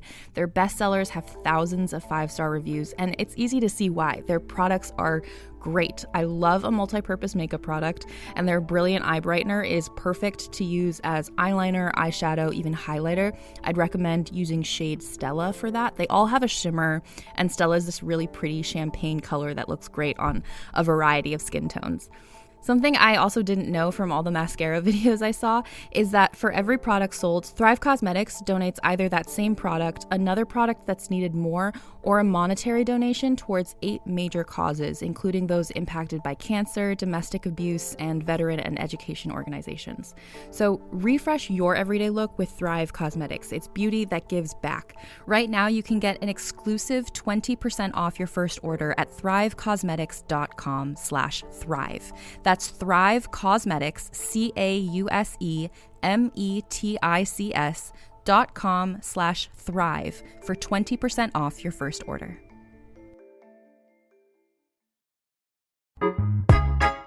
People often look at me with confusion when I ask them what their only one in the room story is. They think it has to be like mine, where I went to a 600-person event and discovered that I was the only Black person there.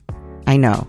Horrifying, right? Hi, I'm Laura Cathcart-Robbins, and I am the host and creator of the podcast Only One in the Room. Every week, my co-host Scott Slaughter and I invite you to join us for an hour and lose yourself in someone's only one story. This podcast is for anyone who's ever felt alone in a room full of people, which is to say that this podcast is for everyone. And we're back. But one of the reasons why she was able to get away with that is she didn't do it right away. True. She played the role of regent. She played the role of I'm doing this, and she probably was. This was her focus during the entirety of her reign. I'm doing this for the betterment of Egypt. So she played regent. She let them put him in front on anything that was carved, whatnot. She was just buying her time, honestly, because had she tried to walk in from day one and claim she was co-king, that would not have gone over well. It wouldn't, because the audacity of a woman to try to put herself equal to a man, even though they didn't hate women in that society, they still felt that women had their place, and she would have been stepping outside of her place. I saw something that Kara said at the very beginning of her book, that if a woman doesn't immediately renounce ambition, she will always be viewed as being selfish and doing everything as far as her own personal motives behind everything she's doing. She didn't start out like that. She started out as, I'm helping him, I'm helping Egypt, until she realized just how much power she had. That's when she said, okay, screw this. I'm going to be co-king. I wonder if part of it, I'm just imagining her psychology. And part of it, I do believe she was so religious. She was so spiritual. I think even if there's a little voice in her head being like, you should be king, she'd be like, that's the God. That's the God telling me that. That's not my own ambition. Exactly. She's not doing this for herself, or she doesn't realize she is. But I wonder if she's just she's being the regent and she realizes it's I want to do this, this, this. And they're like, ooh, actually, you can't decide that. That's for the king. And she's like, really? Really? Okay, well, then I'm going to be the king. Because I'm going to do this, this, and this. Yeah. So one of the things that she did was she had, and this is part of why we know about Hat, because of these monuments and buildings that she commissioned. And part of it is she did these great obelisks. And she did everything in stone. We need to make sure that we bring that to the forefront, because for the most part, things were built out of mud bricks back then, because stone was expensive and it took longer to chisel out. It took longer to shape. It took longer to quarry. Everything about stone took longer and it was more expensive. But she did all her stuff out of stone. She didn't do it out of mud brick like everybody that came before her. Very few men did things in stone. And she was like, screw all of you. I'm doing it in stone because you bitches, you were weak and you're not gonna stand the test of time like I'm going to. And she was looking at it slightly in that way, because that's just how they always looked at everything, was for eternity. That's why they did what they did as far as putting all the riches and all that stuff in the tombs, is so you would have everything you needed for the rest of your eternity. She was doing this to ensure that she would be known for the rest of eternity. And hats off to that woman for being that forward thinking on everything that she did, because she wasn't doing it just for the moment. She was doing it for eternity. I mean, think about that. Because we can't wrap our heads around eternity. We can't imagine never ending. She was looking at it as, I'm going to be never ending. Let's do this. That's a badass woman right there. And also she, like, the benefit of her father, like you talked about the places he conquered and stuff, and like he was bringing supplies in from other places. Like the country could afford this at this point. I just the scale of this. So this is kind of one of her first big projects she did as king, which is, so these, what are they called? The obelisks. So it took 7 months for these to be made. Each one is 185 feet long. So they had to be transported down the Nile. So they had to build special 300-foot long barges to get them down there, yes. towed by other ships, 864 people rowing. Once they arrived at the Karnak temple, which is the home of Amun-Ra, the king of the gods, the obelisks were sheathed with gold. So I'm mentioning this just because, like, this is where she starts with her building career. That's the thing that she starts with all of that. Yeah. I mean, who starts that grand? Yeah, she didn't make her way up to this. This is where she started. But the engineer in charge of this whole thing, so I guess the carving, but also the transportation, is this guy who I want to bring up, who is Senenmut, who he'd been serving Hatshepsut as a steward during the reign of Thutmose II, the little sickly boy husband.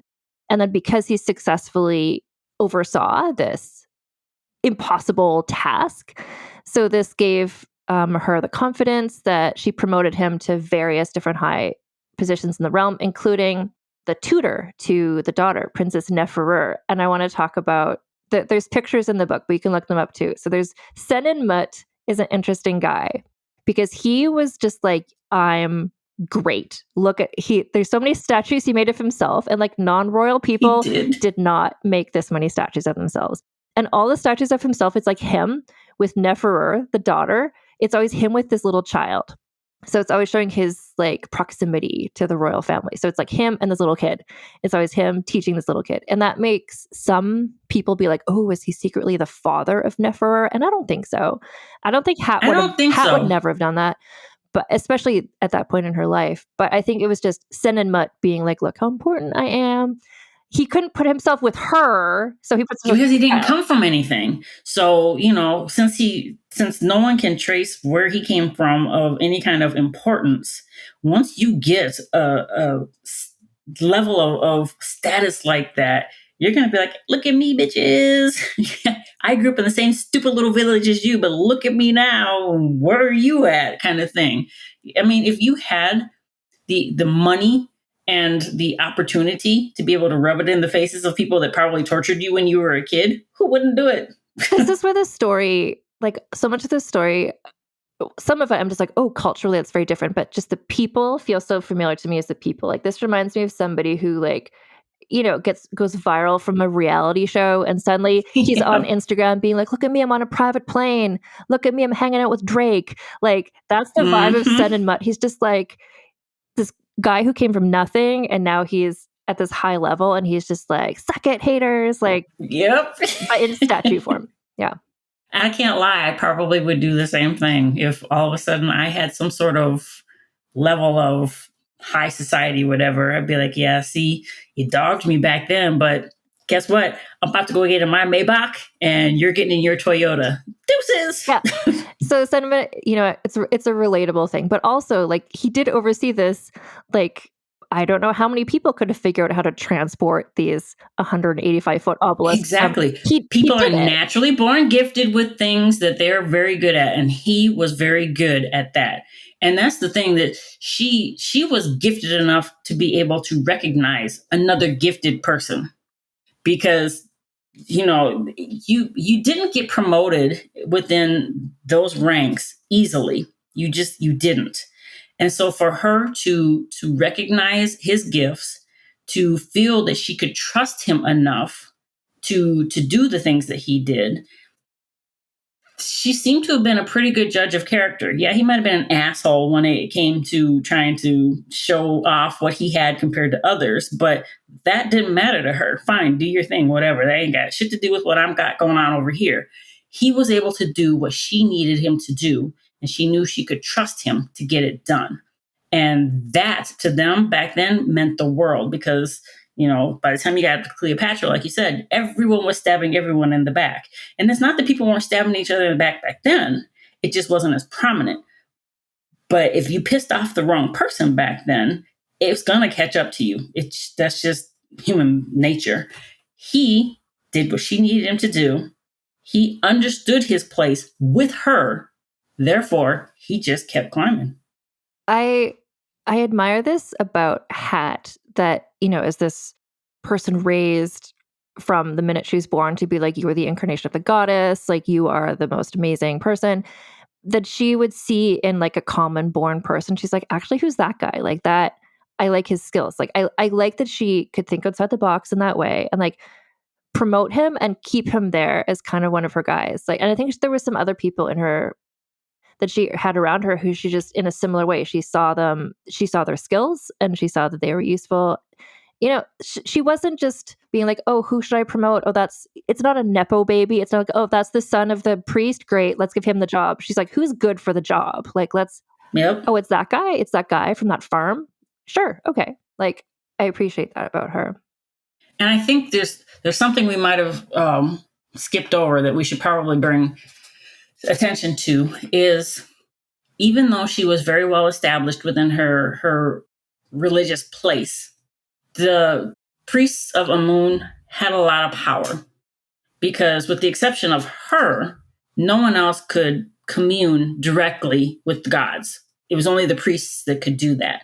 You had to pay the priests to say prayers to the gods for you. You weren't allowed to pray to the gods and get anything accomplished on your own. The only way your prayers are going to be answered is if the priests did it for you. So if the priests didn't like you, if the priests didn't support you, you weren't going to get anywhere. So since everything really truly revolved around religion back then, she would have needed the full support of the priests. The whole religious faction of Egypt, she would have needed their full support. What is the one thing that is all going to guarantee someone's going to support you? Money. She, while regent, was going on military campaigns and re-subjugating the Nubians, taking everything that they had, bringing it back to Egypt, filling the coffers, which in turn would be filling the coffers of the priests, thus guaranteeing their support in anything that she would want to do in the future. So she had an exceptional understanding of how the world around her worked in order to get what she wanted. She could not just come out and say, God said I was supposed to be king, and everyone was going to be on board with that. She had to say it and then slide a couple of dollars across the table and be like, so you believe me, right? And then if they supported her, if the priests of Amun supported her, no one could dispute that.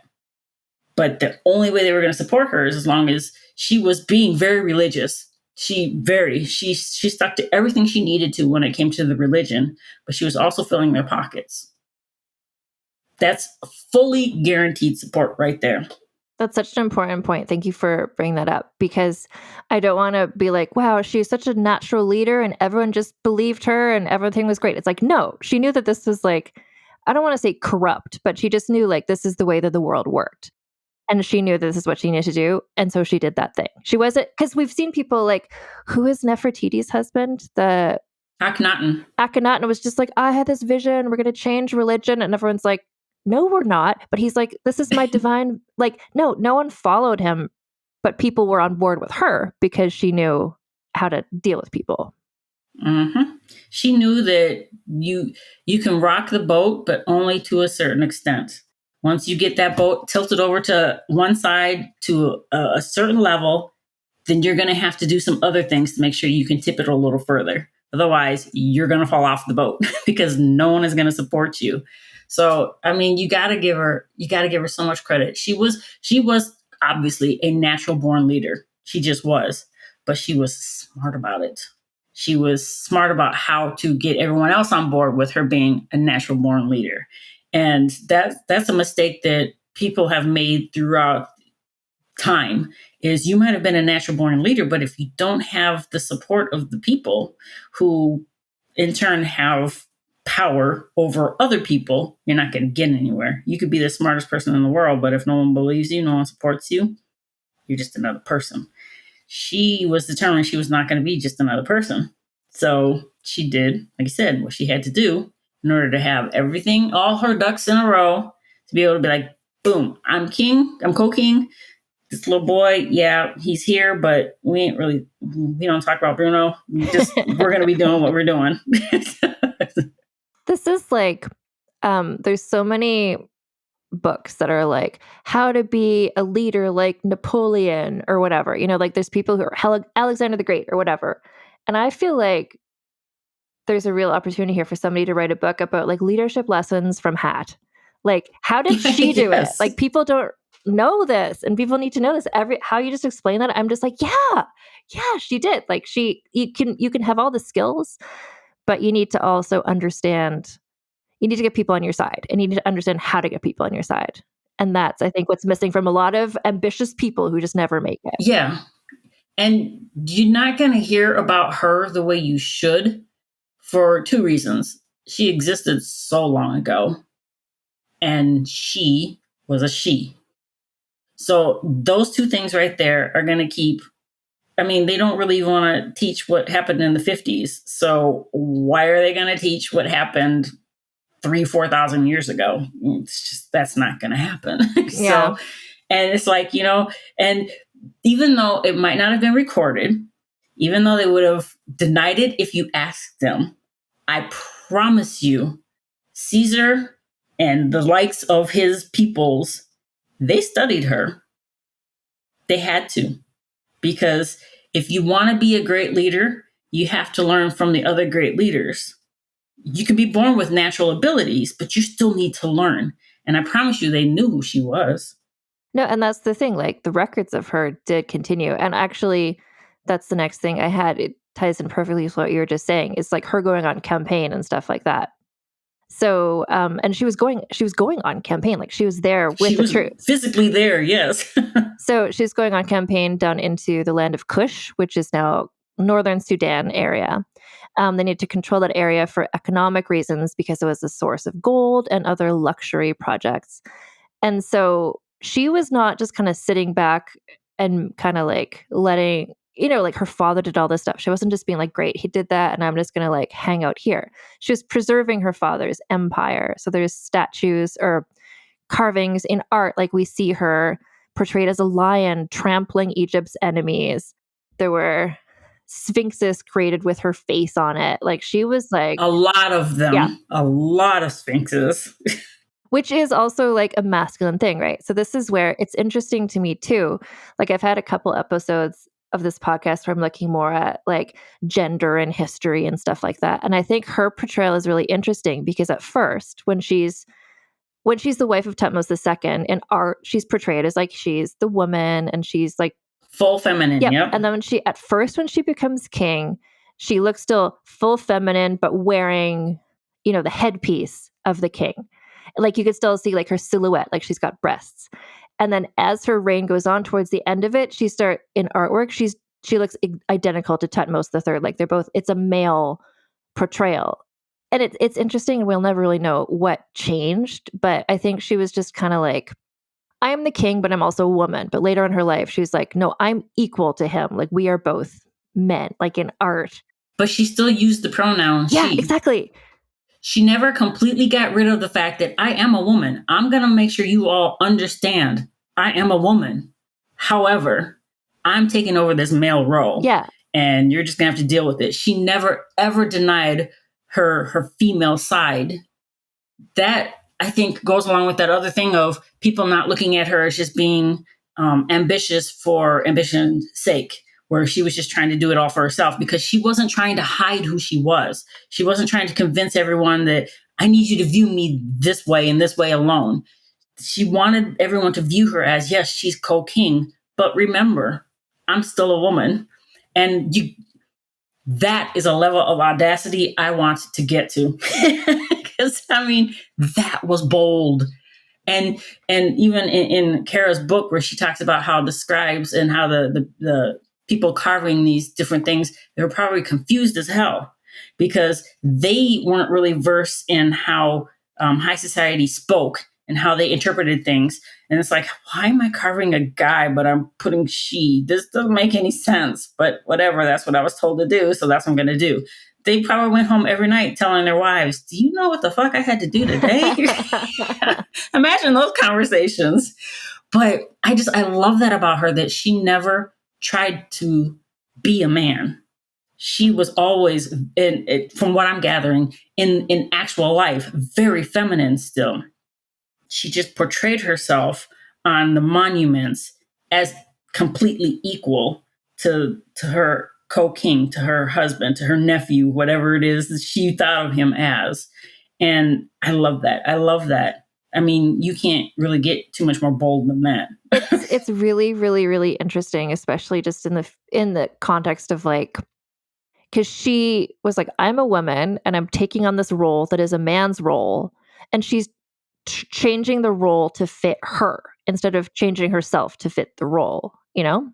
Yep, so exactly. It's kind of like, I don't know, if you think like a woman who's becoming a politician or entering some business, it's like, I'm going to wear a blazer, but her vibe is like, I'm going to wear a blazer, but inside of the blazer, I'm wearing like a party dress. Like, it's like, I'm still me, even though I'm wearing kind of the trappings of the king.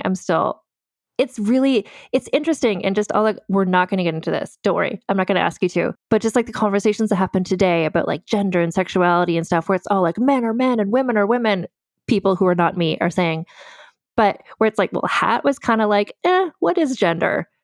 She was very fluid with it. Yeah. I totally agree. And I think that obviously, the men were in charge, blah, blah, blah. But overall, I think they were very fluid with human beings in general. Fluid with, men have been with men, women have been with women since the dawn of time. That's just human nature. It's going to happen. It's whatever, love is love. So it's like, I think Egyptians, they were very fluid with it. They might not have been outwardly fluid with it, or where two guys would just be walking down the marketplace holding hands and whatnot. But I don't think that it was as frowned upon as people might think it was. I mean, it was common practice in ancient Rome, everyone knew the high society. They had their group of young boys they went after and the group of young girls they went after. And that was acceptable. And I have to believe that to a certain point it was acceptable back then as well. Otherwise, I don't think she would have been able to have done what she did. I mean, you can slide money across the table to the priests all you want to, but if they were hard and fast, male and female don't commingle like that, they would have never supported her the way they did. That's just my personal belief. Yeah, no, and I'm thinking also what we were talking before about like how a wedding was not a celebrated thing. So it's kind of like, like a man and a woman would get married and or get together, and the purpose of that is procreation. So it's like the purpose of that is not necessarily pleasure or a relationship or love, because people, I would presume, you can get that from other places. So it's kind of like these two people are like, we think about like, oh, it's this brother-sister marriage. It's like, yeah, and they had to have sex and they had to have children, but it's kind of like that's all they were supposed to do. It's not like they're not supposed to be in love with each other. So I think where Yep. sexuality, like there wasn't this shame attached to it. It was so built into their religion. And I think some of the gods did have some gender fluidity as well. So it's not like Hat was pulling this out of nowhere. Right. Like I said, it had to be something that was at least somewhat acceptable to them. Otherwise, they wouldn't have supported her in that. They would have been, blasphemy for her to be portraying herself as a male, but still using the pronoun as she. It wouldn't fly. It wouldn't. So there has to be things about their society but see, the thing about it is they didn't record everything because they just didn't have the time. They didn't have the space. They didn't record everything. But just because they didn't record that about themselves doesn't mean that didn't exist. You know? Well, and I think it's probably something too, like even today, like God knows, like people are recording every minute of their life, but there's some stuff that we don't say because it just goes without saying and everyone knows it. So why would you write it down? It's like, every day. Exactly. Every day I wake up and I breathe in oxygen. It's like, everyone knows that. So if there's some stuff that just goes without saying in their society, they're just like, why would I write that down? Like everyone knows that. Like I'm not gonna waste my precious papyrus scroll to be like, oh, and also sexuality is fluid. Like it's like everyone knows that. And that that goes along with the mortality rate of the children and all the stillborns. That was kind of sort of a given back then. So why record every single instance of it? Because it was to a certain extent expected, And actually, just in this sort of topic, I was, when I was reading about Hat and just kind of like figuring out how to talk about her and like with all this gender stuff. So I messaged another guest who I keep inviting back on the podcast because I'm obsessed with talking with them, is a trans historian of trans issues named Kit Ham. And I was like, how would you describe Hat? Like, where does this fit into like trans history? Because it's not. And so I'll just tell you what Kit said because they're very smart and explain things really well. And so what they said is that this is a really interesting example of gender being associated with social role rather than body type. So the role of Pharaoh was a male role. So in order for Hatshepsut's role as Pharaoh to make sense, that change of portraiture had to happen. Like officially, they had to be drawn like that. So Kit says, I don't think Hatshepsut could be described as a trans person, but I think this is a great example of trans history. History that shows us someone's gender could change over the course of the life, and it could be distinct from their body. 100% agree. Yeah. 100% agree. Yes. Because it's obvious she was never trying to portray herself as a man. She was just trying to portray herself as king, as co-king. If she was trying to portray herself as a man, she would have had everything and would have never had any sort of feminine anything carved in. Like you said, in some of the glyphs, they wouldn't show like double D's, but they would show that this wasn't the flat chest of a man. This was clearly a female.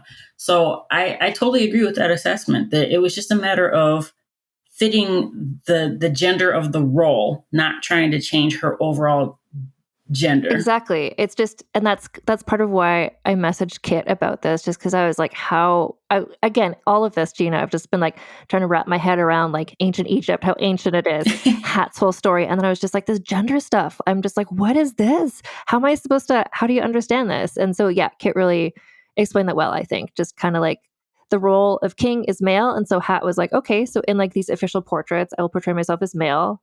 I myself am still a woman, but also I'm king, and just don't worry about it. God said it's okay. Right. Let's move on. God said it's okay. Here's like $20. Like let's just right. I mean, and that's really what it boiled down to. It was all very practical, I think, for everyone involved. It was practical to the priests because she was keeping up with all the religious stuff they wanted her to keep up with, and she was padding their pockets. That was all practical to them.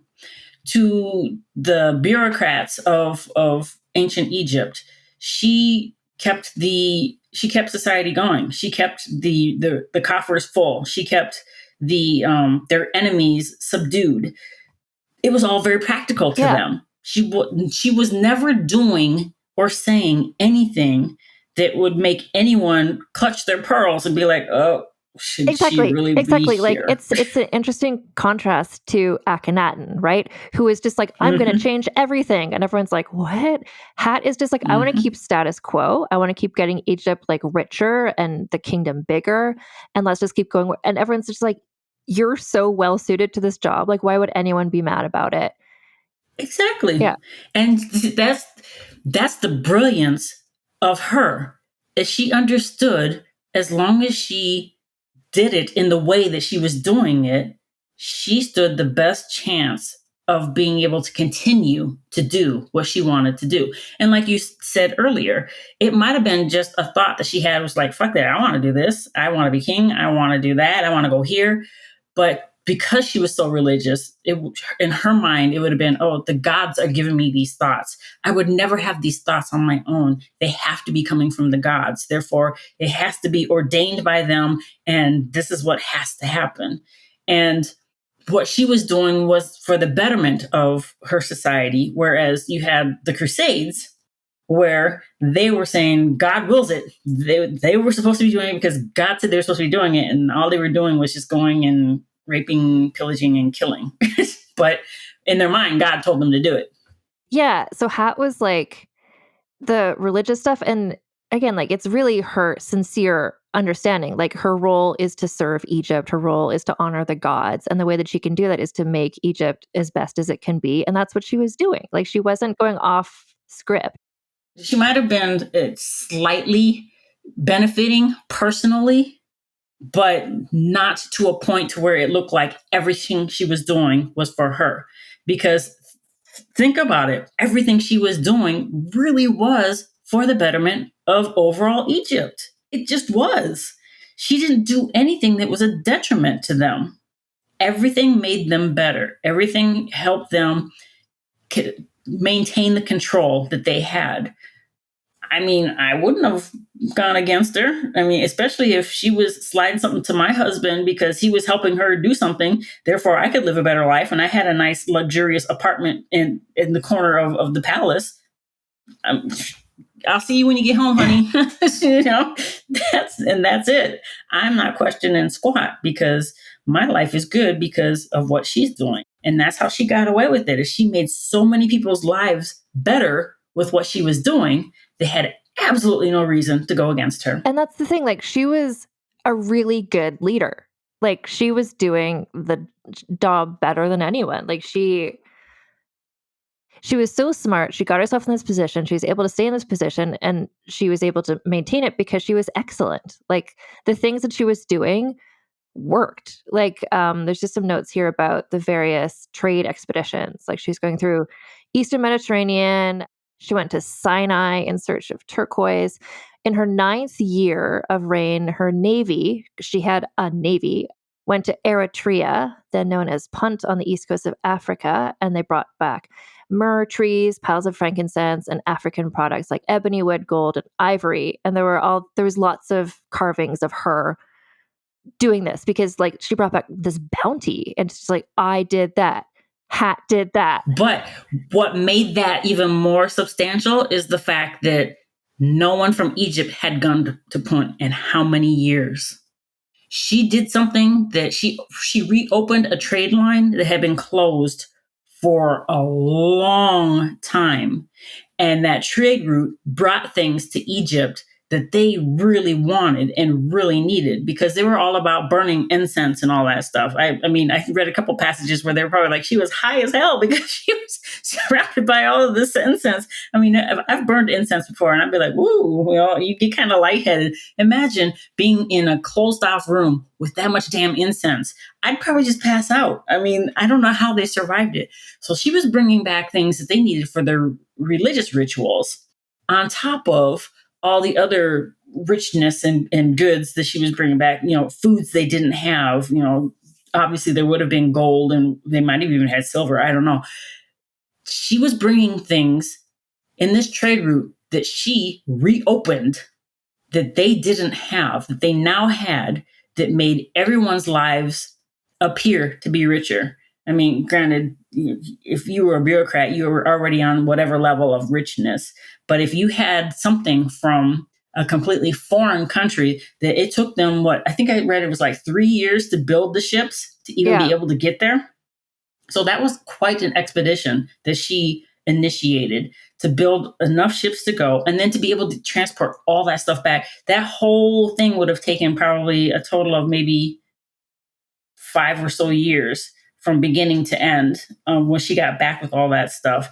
That was a huge undertaking. That was very bold of her, because if she failed, that would have been really bad for her. But now all of a sudden, all these rich people can be like, "Ooh, look what I got, because this came from wherever, and you guys don't have this, but I have this."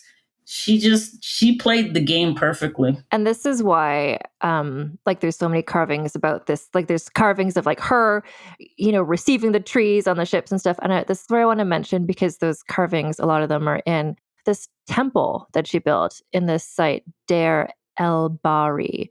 So on the western bank of Thebes, modern Luxor. So she made this, is described as a natural amphitheater against a curtain of towering limestone cliffs. So there's a picture of this in the book, but you can look it up too.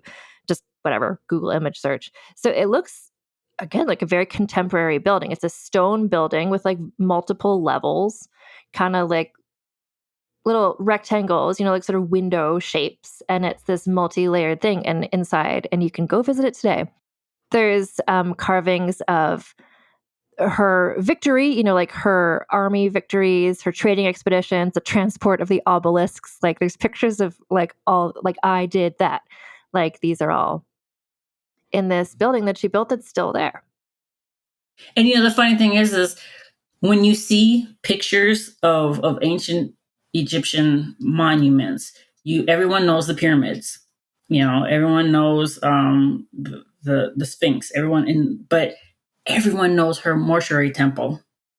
You see that and you know it. You might not know who it belongs to, but you've seen it numerous times within your life, because when people show famous pictures of ancient Egyptian monuments, that is always in the mix. She did that. A woman built one of the largest, obviously the pyramids are bigger, but she built one of the largest monuments in ancient Egypt that is still there today. Come on now. How does this woman not get taught constantly? Well, because you're right. Like, I've seen this building before. Because I was like, I was going through the book. I'm like, man, I wonder what things had commissioned are still around today. And I was like, that place. I know that place. Yep. That's her. But also, shout out to Senenmut, who is credited with helping to design this temple. Like her guy, like her like, what's it called when you, her contractor. He just like... He was really her lifelong contractor. He really was. She's like, I need to transport these things. He's like, okay, I'm going to design some boats for you. I'm going to design this temple for you. Like So he, showed it to Senenmut as well. He was exceptional at his job. And it wasn't just construction that he was in charge of. He was in charge of money, and granary. And he was in charge of He was in charge of everything. Things. She just trusted him. Yeah. And, one thing I didn't know, I knew about him, but what I didn't know was, and this is me as an accountant being like, see? So she had redundancies in people that were in charge of things. So really, no one person had too much power. She had a couple of people that were in charge of the same things. And in the accounting world, that's called checks and balances, where I know a lot about what's going on within a certain area, but I don't know everything that's going on, because it would not be good for one person to know everything or to have access to everything. That's just good business. She knew that way back then. It wasn't good to have just one person in charge of, because Senenmut was in charge of a lot of stuff, a lot of money. He was in charge of her daughter's household as well. He was in charge of a lot of stuff. If he wanted to, if he was a true jackass, he could have, I'm sure he probably took a little bit off the top as it was, because that's just how everyone was. Statues of himself, whatever, yeah. But he could have taken her for everything she had, and she wouldn't have realized it until it was all gone.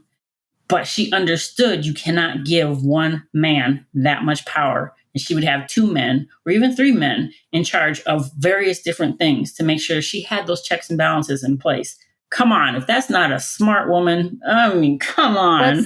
That's such a good point too. Cause yeah, it's like, it's interesting for me to be, again, like telling the story of this woman who was just successful her whole life, basically, because I'm so used to there being that one guy, the one advisor who she thinks a woman, Mary Queen of Scots or whoever, like she thinks she can trust this person, but then it turns out they're scheming against her. She gave that person too much power. Like Hat succeeded because she knew to not allow that to happen, to not have one person with too much power. Like when there's like, and you gotta wonder, did her mom or her grandma tell her that? Was that passed down where don't be dumb? These men are trifling as hell and they're going to try to come after you because you're a woman. So keep your eye on them. Was she taught that? Was it just a natural thing for her, or was that something that's passed down from the older generations? I love to think that I want to believe it was passed down. I want to believe that too. Yeah, definitely. But it's like, sometimes it's hard to give credit to somebody who did really well. It's like, okay, I think about like, we're a similar age. You remember like Y2K when they're like, all the computers are going to crash. Like, oh, and it didn't crash. And we're all like, that was dumb. Why were we worried? And it's like, no, it didn't crash because all these people were working 24 hours a day to make sure that all the computers didn't crash. But because something bad didn't happen, it's like less of a good. No one talks about it anymore. So like with Hat, it's like so many bad things could have happened, but they didn't. So it's almost harder to give her credit because she just did everything right. Like it's not like, and here's this person who turned against her and here's how she defeated him. Like that's a good story, but she like made it so no one even did turn against her. And I think you and I have talked about this before, where when it comes to a woman being in charge, if she fucked up, they're going to record it. Yeah. And you don't find that with her. Mm-hmm. So she must not have given them anything to write about. Yeah. I mean, that's what you have to believe, because every other woman out there that they felt didn't do right, you know about it. Yeah. Well, it's like when you talk about the queens of Egypt, and I know there's lots of reasons why people know about Cleopatra, which we talk about in another episode that the listeners haven't heard yet, but just wait, because we went long on that. But with Cleopatra, it's like people do remember her because of her fuck ups, because of some of the things that went wrong. And that's kind of why she's famous. Hat did everything right. And I think that's part of why she's not famous, because everything was just calm. Like everything, like there's no drama. Everything did what it was supposed to do. And then she was just super lucky with the Nile doing what she needed it to do, because that could have upended everything that she was working towards. So she just had a natural luck with nature and just the smarts to make everything else work out the way she needed it to. I wanted to talk as well about, I think it's at the same temple, the famous one, the like 3-story temple. So there's a gazillion statues of her, sphinxes and whatever.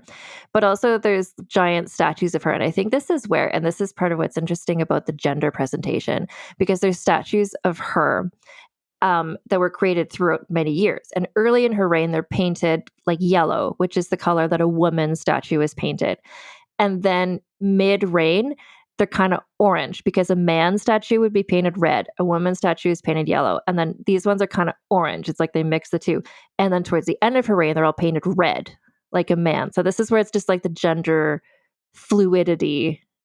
It's like visual in that way. Like how she changed how she wanted to be perceived, or how she was. Yeah. Exactly. It was about, at that period of time, how does she want to be viewed by the masses? Again, never trying to discount that she was a woman. She never tried to say she wasn't. But at this particular point in time, how do I want to be viewed by people? As regent, she was, at the beginning, she was okay with being viewed as just straight female. That started to change until she got to it where she wanted to be viewed as co-king. And to do that, you have to portray yourself that way. I used to always tell my boys, men don't like it when a woman shows she's got bigger balls, because that goes against their egos. And the longer she was in reign, she must have felt that she had to start showing who had the bigger balls, because she gradually started showing everyone, I'm in charge. take it or leave it. I think part of it, and this is, Kara Cooney says this, but I think it makes sense because like early on in the co-king era, like she's being like, the portraits are like, they're painted yellow or orange. And she's got like a woman, like a female silhouette, but with a king crown. And by the end, she and Tutmos III look identical. Like they're both being drawn as the same man. And I think that's like, because at first it's like a little boy and she's like, I'm the adult, he's the little boy. But as soon as he turns, I don't know, 12, 15, and he maybe becomes like a larger presence, she wants to make sure, like, just because this is a man and maybe he's taller than me or whatever, she's like, but we're equal. And that's where she starts being like portrayed as like we're the same. And I also like that she understood that she couldn't continue to portray him as a child, because that would have caused him to start really hating her, because he would have understood his position. He would have understood that, I'm 15 now. They're looking at me more as a man, and he probably was taller than her and, wider shoulders and whatnot. But she understood that I can't keep my foot on him anymore, because if I do that, he's going to rebel. So let me try to make things a little bit more equal to placate him, so where he's not going to try to rise up against me, kind of thing. And that was very smart. That was very smart because he never did. And I think also she maybe benefited from the fact that he was, when he was in that little room of toddlers, they're like, that guy, that'll be the co-king. Like she would have raised him and he would have understood we're co-kings. And there's other examples from past Egyptian history of times when there were co-kings. So he would have been raised to be like, this is okay and this is normal and this is fine. Like he wasn't stifled by that, or he would have been, as soon as he could learn how to talk, he would understand like, yeah, this is Hat and we're the same. And it would have been helpful for him, or for her, but he would have never heard anyone talking bad about her, because she was doing such a good job and she had been in that position for so long. She was royal for how many years before he came along. So if he never had anyone in his ear telling him, you need to watch this bitch because she's trying to take over your shit. If he never experienced that, he wouldn't think that, because like you said, it was always what he knew. He always saw her taking care of business. And so as long as she was taking care of business and nobody was in his ear saying otherwise, why would he ever think otherwise? Yeah. So she's just so smart. In terms of just other significant things she did, so she had a lot of buildings commissioned out of stone, like you said. She also, during her reign, introduced innovations in architecture and in art. Like the style of royal portraiture and sculpture changed a bit and stayed like with kind of like the trend that she set there. The design of royal sarcophagus changed under her time. And she also apparently repaired some older temples, which had fallen into a dilapidated state. Like she really wanted, like you said, like that legacy and to be remembered, but she also really revered the ancestors and wanted to shape up what they did so they were remembered also. She built lots of temples for the gods, which that is partially, to win over the priests and the people. But also goes along with, she was just very deeply religious. She was born into that. She was raised to be that. So it was twofold for her on that, where she really truly believed it, but she also understood this is going to keep them supporting me. And she also, I like this. So we were talking about the Nile and how it's so important to, when it raises, it lowers the water level. And so there's times of year where maybe you can't do so much farming. And what she did is she employed people when the Nile was lower, giving them jobs like construction work and stuff to build these temples. So she was just kind of like keeping people busy and employed. Right, exactly. Don't be just sitting around so you can't farm right now. Okay, then help build something. When farming comes back, then you can go back to that. And she was able to do that because of the all the stuff she was getting from Nubia. Like what they were getting their gold and stuff, so they were able to pay them. But they were also bringing a lot of people back. Anywhere that they went to resubjugate folks that looked like they were about to rear their head up, they would squash them back down and then grab a whole bunch of people and bring them back with them. They weren't some of them were probably slaves, but not necessarily all of them were slaves, but they were still used for the betterment of Egypt. So you bring back a couple of hundred people from wherever it is you just went and conquered. That gives you a couple hundred people to help you start building this stuff, It's so fine. So they don't know how to carve, but they can drag that stuff along the sand and get it to where it needs to be. They can understand dragging. So, she not only did she utilize the actual Egyptian people, she utilized the people they brought back too. So she was basically always reinforcing her workforce with everybody that she conquered. And this is also saying that, like, during her reign, like we've talked before about how, does the average farmer or peasant even know who the pharaoh is or what they look like? But she did, in fact, make the rounds around Egypt, escorted by troops. A huge entourage, obviously, but she would go around and they were hunting leopards. She was carried on a traveling throne. And the remains of this chair are now in the British Museum. Somebody should liberate that, but that's where it is right now. You know what? If you're in England, there you go. You can go see that. There was a noticeable increase of the portrayal of priestesses during her reign. So maybe more women became priestesses. Like that was either she did something to encourage people to do that, or people just did because they had this female king, or just because the religion, there's so many more temples, maybe more people are just getting excited about it. Yeah, so it opened up more positions of leadership in these religious groups for elite women of the realm. Like basically just there was more priestesses in this time. So that's interesting. And it's funny because priestesses have always been a part of the Egyptian religion, but they weren't focused on. It was always the priests because it's always the guys that are going to get all the glory most of the time. And so for priestesses to start increasing in number and representation, that didn't necessarily die down after that, because you do hear about priestesses a lot in the next dynasties. And they actually played a really pivotal role in a lot of rituals that you hear about later on. So it's just me wanting to hype up a woman. I want to say that she started a tradition of priestesses that, had she not done that, they wouldn't have held the position they did later on in other dynasties. So power to the women. She started giving women more visibility, and I don't know if she deliberately did that, or if it just happened, or like you said, people were more they were more hyped because, okay, we have a female king, so let's go out there and start doing more. I don't know, but me personally, I'm going to say that she did it because she wanted to see women thrive, and she started a revolution. I think because she wasn't doing this in a self-centered way. She wasn't just like, I want power and here's what I'm going to do. She was like, for the betterment of Egypt, this is what is going to happen. And so inherently in that, it means like, okay, well, like maybe other women can help the betterment of Egypt. So like her daughter, so Princess Neferu, so her daughter inherited the role of God's wife. And so it seems like, I don't know if for sure if she married Thutmose III, but like she is shown in art being sometimes she's doing the role of like queen, because there's these two co-kings, but you need that balance, right? So the daughter is kind of the one who's doing some of these religious things. And so it seems like Hat was kind of preparing her daughter to take on a similar role as her. Like she was getting this really good education.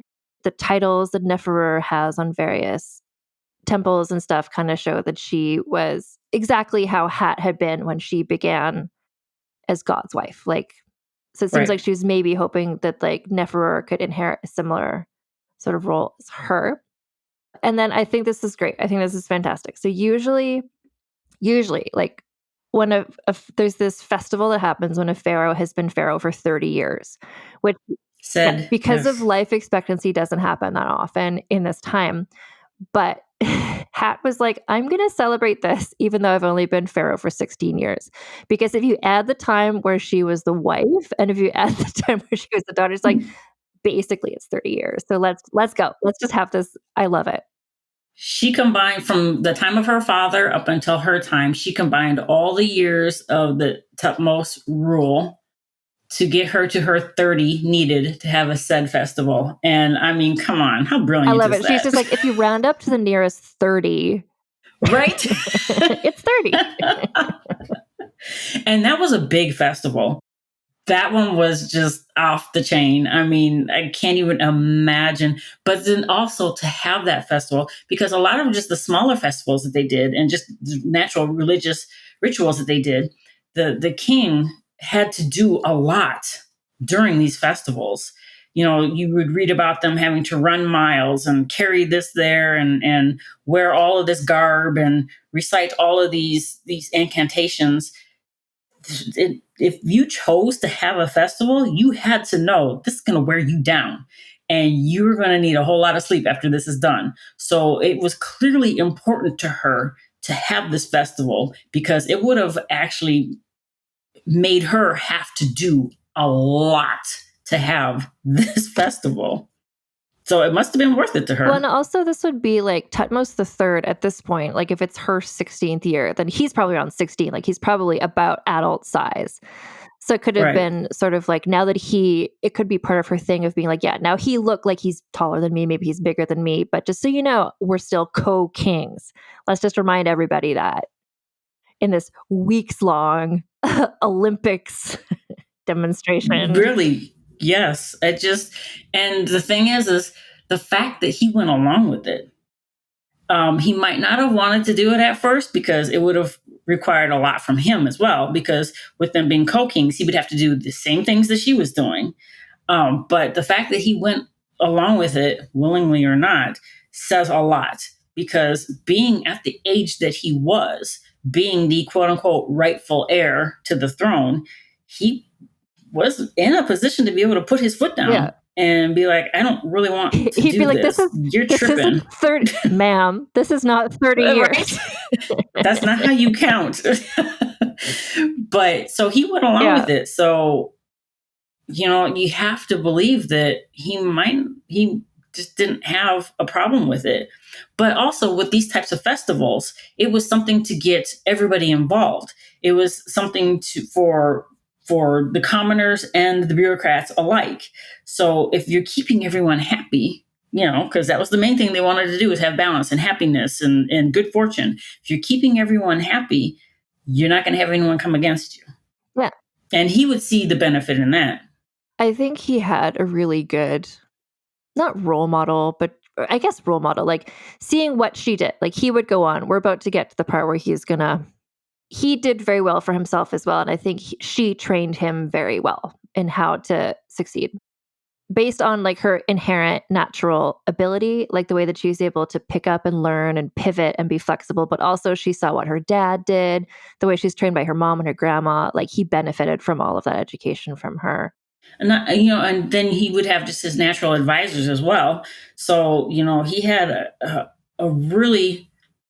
it was a perfect storm for him of the combination of everything and everyone that he had to learn from. You know, he was probably set up better than anyone else to rule Egypt. Because honestly, who else would have had that much time with that many people that were that good at their job? Because typically what would happen is the king would die, bam, his successor is on the throne and you got to hit the ground running. You don't have time to really absorb and understand all the nuances of this, that, and the other. He was probably the best set up to be king up to that point. Others might have been set up the same way, but he had everything he needed to be successful. If he fumbled the bag, then he was just a dork because, dude, you had been given everything you needed to be successful. So the celebration, this said, happened in the 16th year, asterisk 30th, of Hat's reign. And then she died 6 years later. So in her 22nd year. And no one suggests that it was anything suspicious. I think it was kind of like there's a million diseases and she died of one of them, probably. So she died, but for an Egyptian, that is not the end of a story. And so her burial temple, she was inspired by her father, right? To have like more of a secret tomb. So it would I think this is just interesting. And I didn't know this and now I know it. But you know, there's been so many grave robbers and stuff in modern times, but there was grave robbers in ancient Egypt times too. Where we're like, oh, the culture was so important and everyone was so religious. It's like, yeah, but they were still being like, there's riches in this tomb. I'm just going to take it, whatever, melt it down and have some gold for me. People weren't so religious that they wouldn't break into the old pharaohs' tombs and steal stuff. And also, subsequent pharaohs would have done it. I mean, it would be common people that would do it because, they needed to feed their families. But there would also be, later pharaohs that would be like, well, all this stuff's just sitting here, and we're not doing all that great with our coffers. So why don't we just go grab some of that, and then maybe I can build something with whatever it was that was just sitting there collecting dust. It was a combination of folks that were grave robbing back then. Yeah. I don't know. I previously in my life, I had thought that everyone was so respectful of the death rituals that in that era, they would never have done that. But of course they did, because people are just people. People are people, yeah. So initially a tomb had been planned for her when she was like the queen of Thutmose II. But when she became a king, she's like, no, I want to be in the Valley of the Kings, like with the other kings. And her tomb has never been found. Or no, it was. Her body has never been found. Her tomb was found. Her body has not been found. Yeah. Yeah. Her tomb was excavated in 1903. But yeah, her body has not been found. And just side note that, what was his? Senenmut. He had some sort of fall from grace eventually as well. He's this architect, he's this engineer. He was designing himself this fabulous tomb, but it was never finished. Like something happened with him where he wasn't able to use that. And I think his name was kind of chiseled off a couple places. In some places, yeah. He I think built enough of himself to where there was no way they could get rid of all of it, because there was a very valid point in the book where this stuff was made of stone.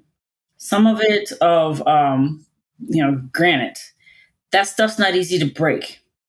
So it would take a good amount of effort to really, truly get rid of everything that had been built. And like it was stated in the book, you can't have your workforce concentrating on destroying things and at the same time building the things you need to have built in order to leave your mark in the world. So you got option A, option B, destroy everything and you leave nothing, or you got to just leave some of that stuff there and get to building what you want to have to be for your legacy. And so I think that the reason why that just the workforce was spread so thin is why we have so much stuff that has remained, and we even know what we know about some of these people. Because why should we know anything about Senenmut? Why should we know anything about him? But we know about him because he was vain and built a lot of stuff about himself, and they just didn't have the proper resources to get rid of it. Yeah. Well, and then this brings us into, so it wasn't right away. Like Thutmose III took over as king, and then he reigned for actually quite a while. I'll look up how long it was, but it wasn't until really towards the end of his reign that he started getting the people to chisel out Hat's name here and there. Can you talk about that? I'm just going to look up how long he reigned for. Well, what it was is she really, in a way, solidified his reign, because he would not have been in the position that he was. Egypt wouldn't be in the position they were if it weren't for what she did while she was ruling. And like you had mentioned earlier, until an heir it looked like they were going to survive and be able to succeed, they weren't acknowledged publicly, as far as like they weren't carved into anything. Everyone knew they existed, but there was no permanent record of them, because you don't want to have a permanent record of a 5-year-old and by the time they're 10, they're gone. That's a waste of time and resources. And she alluded to it in her book, and I truly believe it, that he left her there to solidify his reign, because at that time, all those years, he didn't have an heir. So he had to still make it look like he was the legitimate sole king, even though everyone remembered for the most part that she was co-king, and he would not have been in the position he was if it wasn't for her. But he didn't have an heir. He didn't have, okay, but this is what's coming after me, so I got to still keep her. Once he had that heir established, he was able to start kind of maybe trying to erase her. And I did read, and I didn't know this, but I did read that once he started doing that, he started replacing her image with his father and his grandfather, because they were Tutmos I, Tutmos II. And they were the ones that solidified him being in charge, not her, because he had an heir now. And he couldn't really say, he didn't really want to be like, yeah, but the only reason I'm here is because of a woman. You know, my auntie is the one that did this for me. My rich auntie. I wanted to have like a really clear, not clear male lineage. Not confusing, yes. Not with this kind of like, and then it's like Tutmos. I just looked it up. So after she died, he reigned for 32 more years. I didn't realize it was, I was going to say like 28. I didn't realize it was 32. That's a long time though. Honestly, that is a long time. And this is the thing. He was this hardy little toddler. Like they chose the right one from that room. Like he must have just been a bruiser in that damn nursery, because I mean, seriously, because he went on a lot of military campaigns himself. I mean, literally right after she died, he went on a military campaign. So it's like, he didn't sit back and just enjoy the riches that she amassed for him. He was about it. He was all in for being king, and kings were expected to go on the military campaigns. They were. And he couldn't be like, okay, well, auntie went on these military campaigns and I'm just sitting in the palace. He couldn't have that. He couldn't have a woman show him up like that. So, I mean, it was probably a combination of that and him just being all in on being king and him being physically capable of doing it. So he went out and he did all that. But he started getting rid of her image and started replacing it with his grandfather and his father.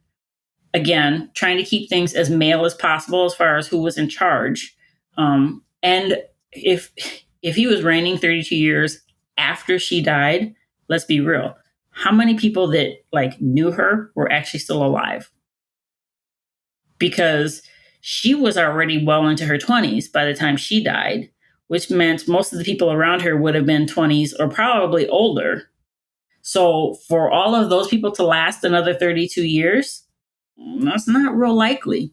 So he's not going to have a whole lot of people going against him for doing what he was doing, because they would not have been around, or at least in any sort of power, while she was in power.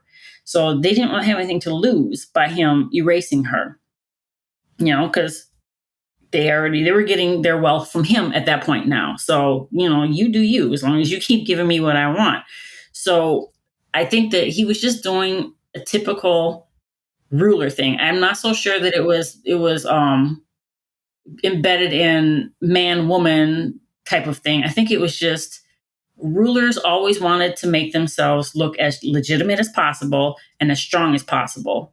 And for him to do that, he needed to wipe her away and put his grandfather and his father in that place to really legitimize who he was putting in as heir after him. I mean, it was mostly with them, it was logistical. It wasn't personal most of the time. Yeah, exactly. And I mean, I've covered other stories on the podcast where it was more personal. Like people are just like, no one can ever know this woman had this much power. Let's just like erase all records of her. And for him, I think it was more just kind of like life goes on. And so he just kind of wanted to, I don't know, just kind of rewrite the story a little bit to really secure his own reign. My favorite example of him getting people to like carve her out of stone, there's a picture of it in the book. Do you remember? It's like a picture, like Hat was there and they just chiseled out Hat, but there's just this person shape. So it's like a shadow of like there used to be a person there, and now it's just it's like that.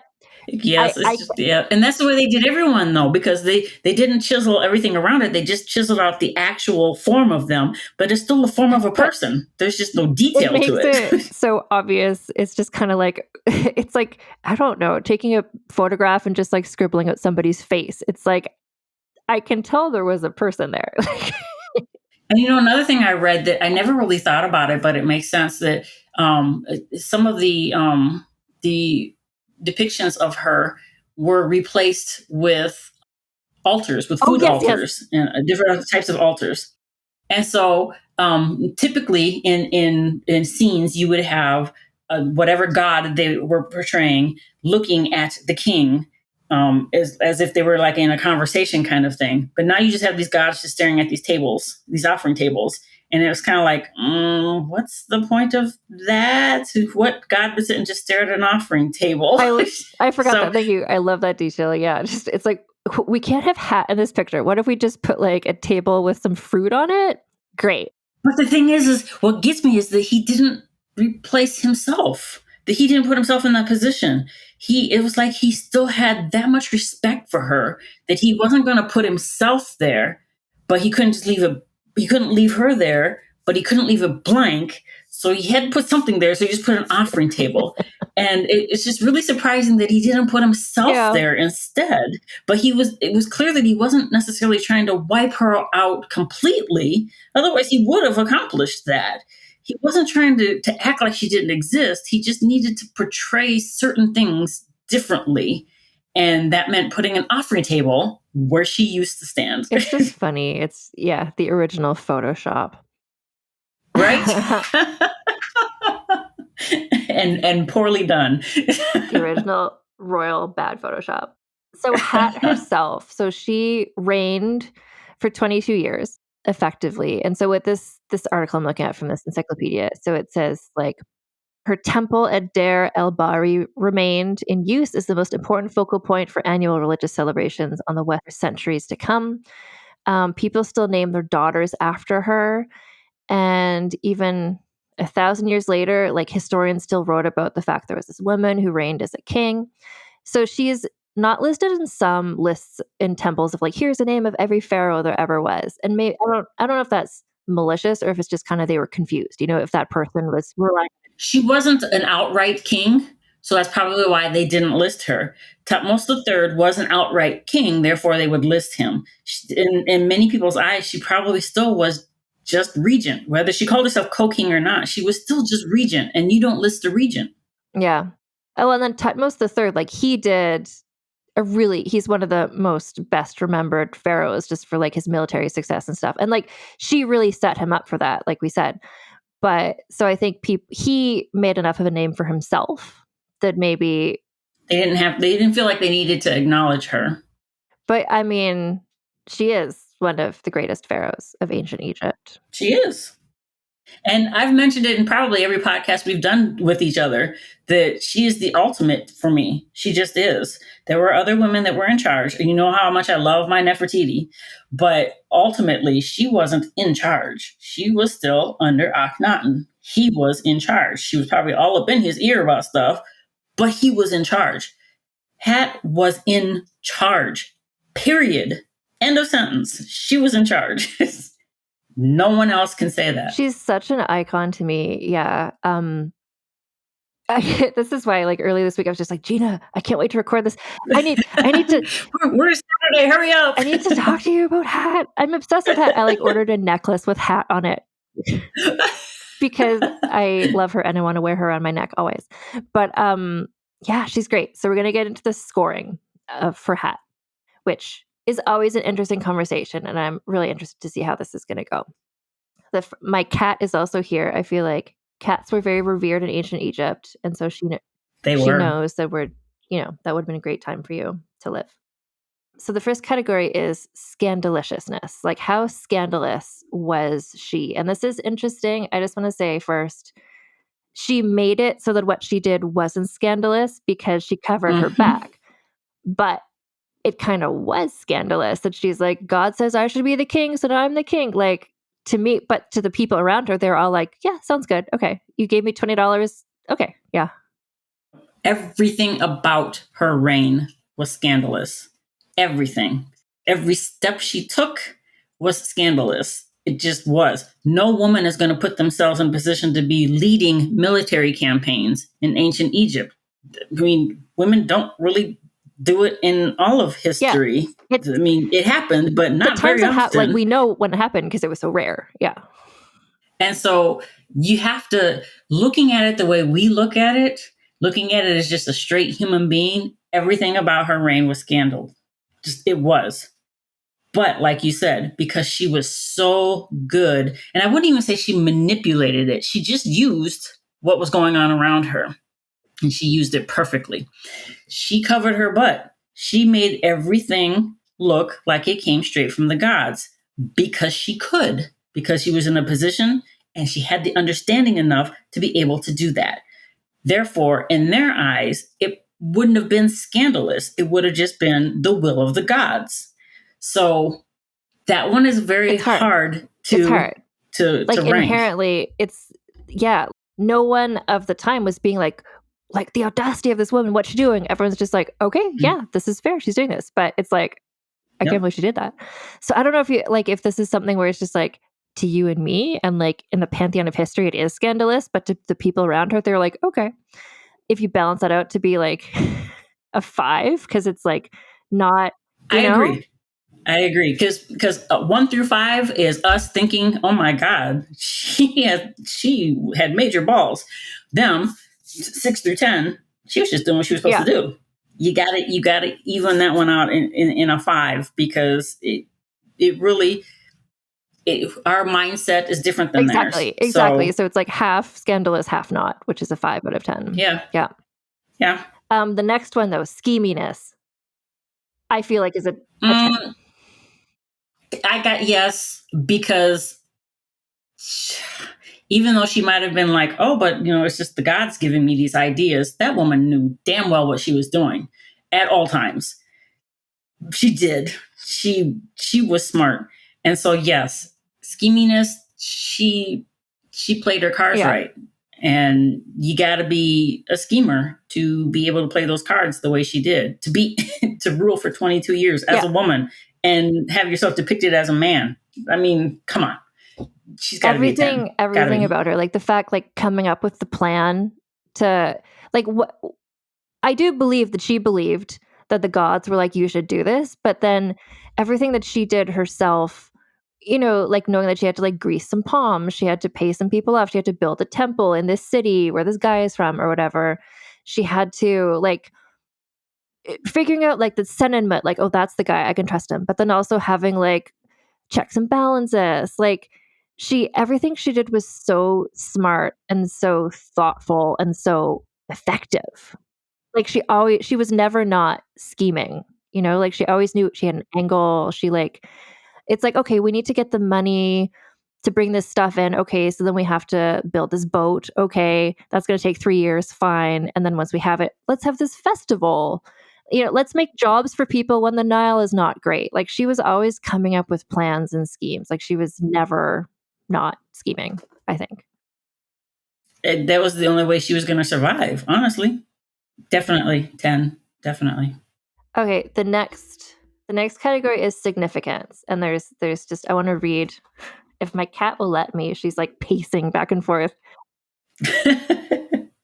Just in terms of, okay, so this is from Kara Cooney's book. So she's saying, in the ancient world, having a woman at the top of a political pyramid was practically unheard of. Throughout the Mediterranean and Northwest Asia, female leadership was perceived with suspicion, if not outright aversion.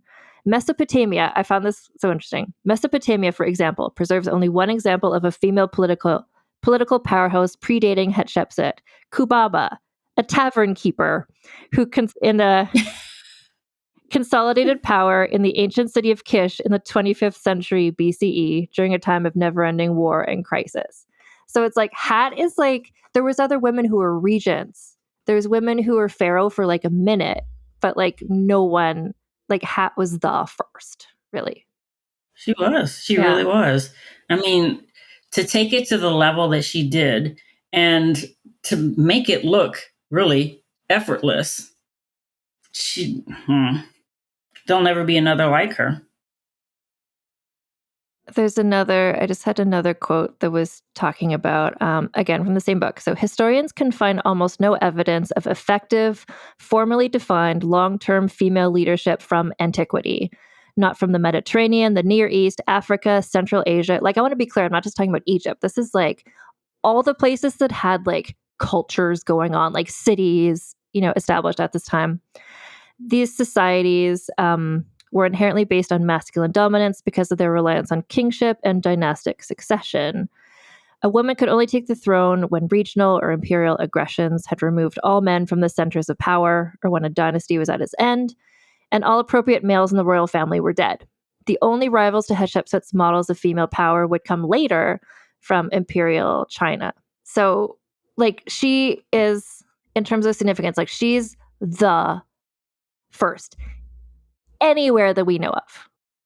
And I mean, it just that is hard for me to wrap my head around, that no other woman was able to do it. No other woman that we can find any evidence of was able to do it. Not saying that there weren't women that were in charge, but their legacy didn't last. Hers, and we've talked about this, how long ago did she exist? And we still know about her. Regardless of if she had fuck ups in there or not, whatever, we still know about her. And everything that we know about her, for the most part, is positive. It's not negative. What does that say about this woman? She is above all others that attempted to do what she accomplished. I mean, you have no better example than her. You just don't. I think in terms of significance, like the fact that she was, and again, like there's, like it said in the book, like, and like you just said, I'm sure there's other women who were leaders, who were powerful, but just not to the extent, like 22 years, like this really powerful kingdom, making it more powerful. Like nobody, like she was the first. That's significant. She's still remembered. Like her temples still exist and you can visit them. And that's on my bucket list. But I think we've talked about this. Like if you or I get into Egypt, into one of those temples, it's like, leave me. We ain't coming out. I need like 72 hours. Like I need to like look at every inch. Like you can go visit it. Like, so beginning to end, like her legacies, we've talked about this before, but like just to remind everybody, like in terms of like Egyptian pharaohs, and I don't mean the average person on the street, but like you or me, like somebody who studies history, how many names do we really know and what they did? Is like Hatshepsut, Cleopatra, Nefertiti, Tutankhamun. Like there's so many men, and I don't know any, like Akhenaten maybe. Like I don't know anything about them, but like the women, like like she's one of the few names that is kind of like, there's a biography about her. Like how many English language biographies are there about a specific Egyptian pharaoh? Like very few. Because they ruled for a long time before the Macedonians came in. And out of all of those kings, pharaohs, whatever they were referred to as, I know very few names. Right. And I've studied this more extensively than you have. And I know I can list off maybe 8. And there's the Patmos 1 through 8. Yeah. And I can't list off a bunch of them, but they all ruled and they were men and they were doing what they were supposed to be doing, but their names aren't still spoken today by really anyone. They don't have books written about them. They have a couple of carvings here and there. The only reason why we know about them because their name was carved in a couple of places. How many places do you find her name? Yeah. And those were the ones that just weren't destroyed. How many were destroyed that actually existed at one time? And she still has how many remaining? Come on now. I feel like she's a 10 for significance, but I really wanted to go through all the reasons. Absolutely. I mean, if I could give her a 20, I would. I know. I wish there's a bonus category, but that's absolutely a 10. And then the next category, and this is interesting too, in the pantheon of like what she did, which is the sexism bonus. And so this is where it's looking at how much did being a woman in a patriarchal type world hold her back. And I feel like not much. Not much at all. And I mean that a lot of that was because everything we've talked about this whole episode, but like she was of royal blood. She had these examples to look up to. She was so smart and canny. She had allies in all the right places. Like she held positions of power at a very young age. And I mean, she was made God's wife at like between 6 and 8, something like that. That's very, very young to be on that high of a pedestal, really. So at that point, you've already knocked out a whole lot of the sexism that you're going to be subjected to because you're already revered at a higher level than pretty much any other female around you. So when you start out that young, being revered that highly, sexism isn't going to play a whole big role in the rest of your life. Well, and I feel like her life, it's different from so many other royal women in Egyptian history because she was able to become a king, but the society in general, where there was like men were higher up than women and whatnot, but it wasn't women were subjugated. It wasn't like some other societies where it's just like she got an education, she was revered, she was honored. So the society itself wasn't as sexist as some other societies that I've looked at. Right. Where I would say that she would get some points on this is the fact that to become a king, she had to present herself as a man. Like she couldn't just be like, hey, guess what? Like a woman can be king and here we go. Like, which is kind of what she did, but she still had to portray herself as a man. So there's like, I want to give her some points, Gina, is why I'm struggling. Oh yeah. Oh, I would give her like 3 or 4, honestly, because she did have to jump through some hoops that, again, they didn't record everything, so we wouldn't know all the hoops she had to jump through. But it's a given. She had to jump through a vast amount of hoops to get to where she was, regardless of the fact that she was still so revered and whatnot.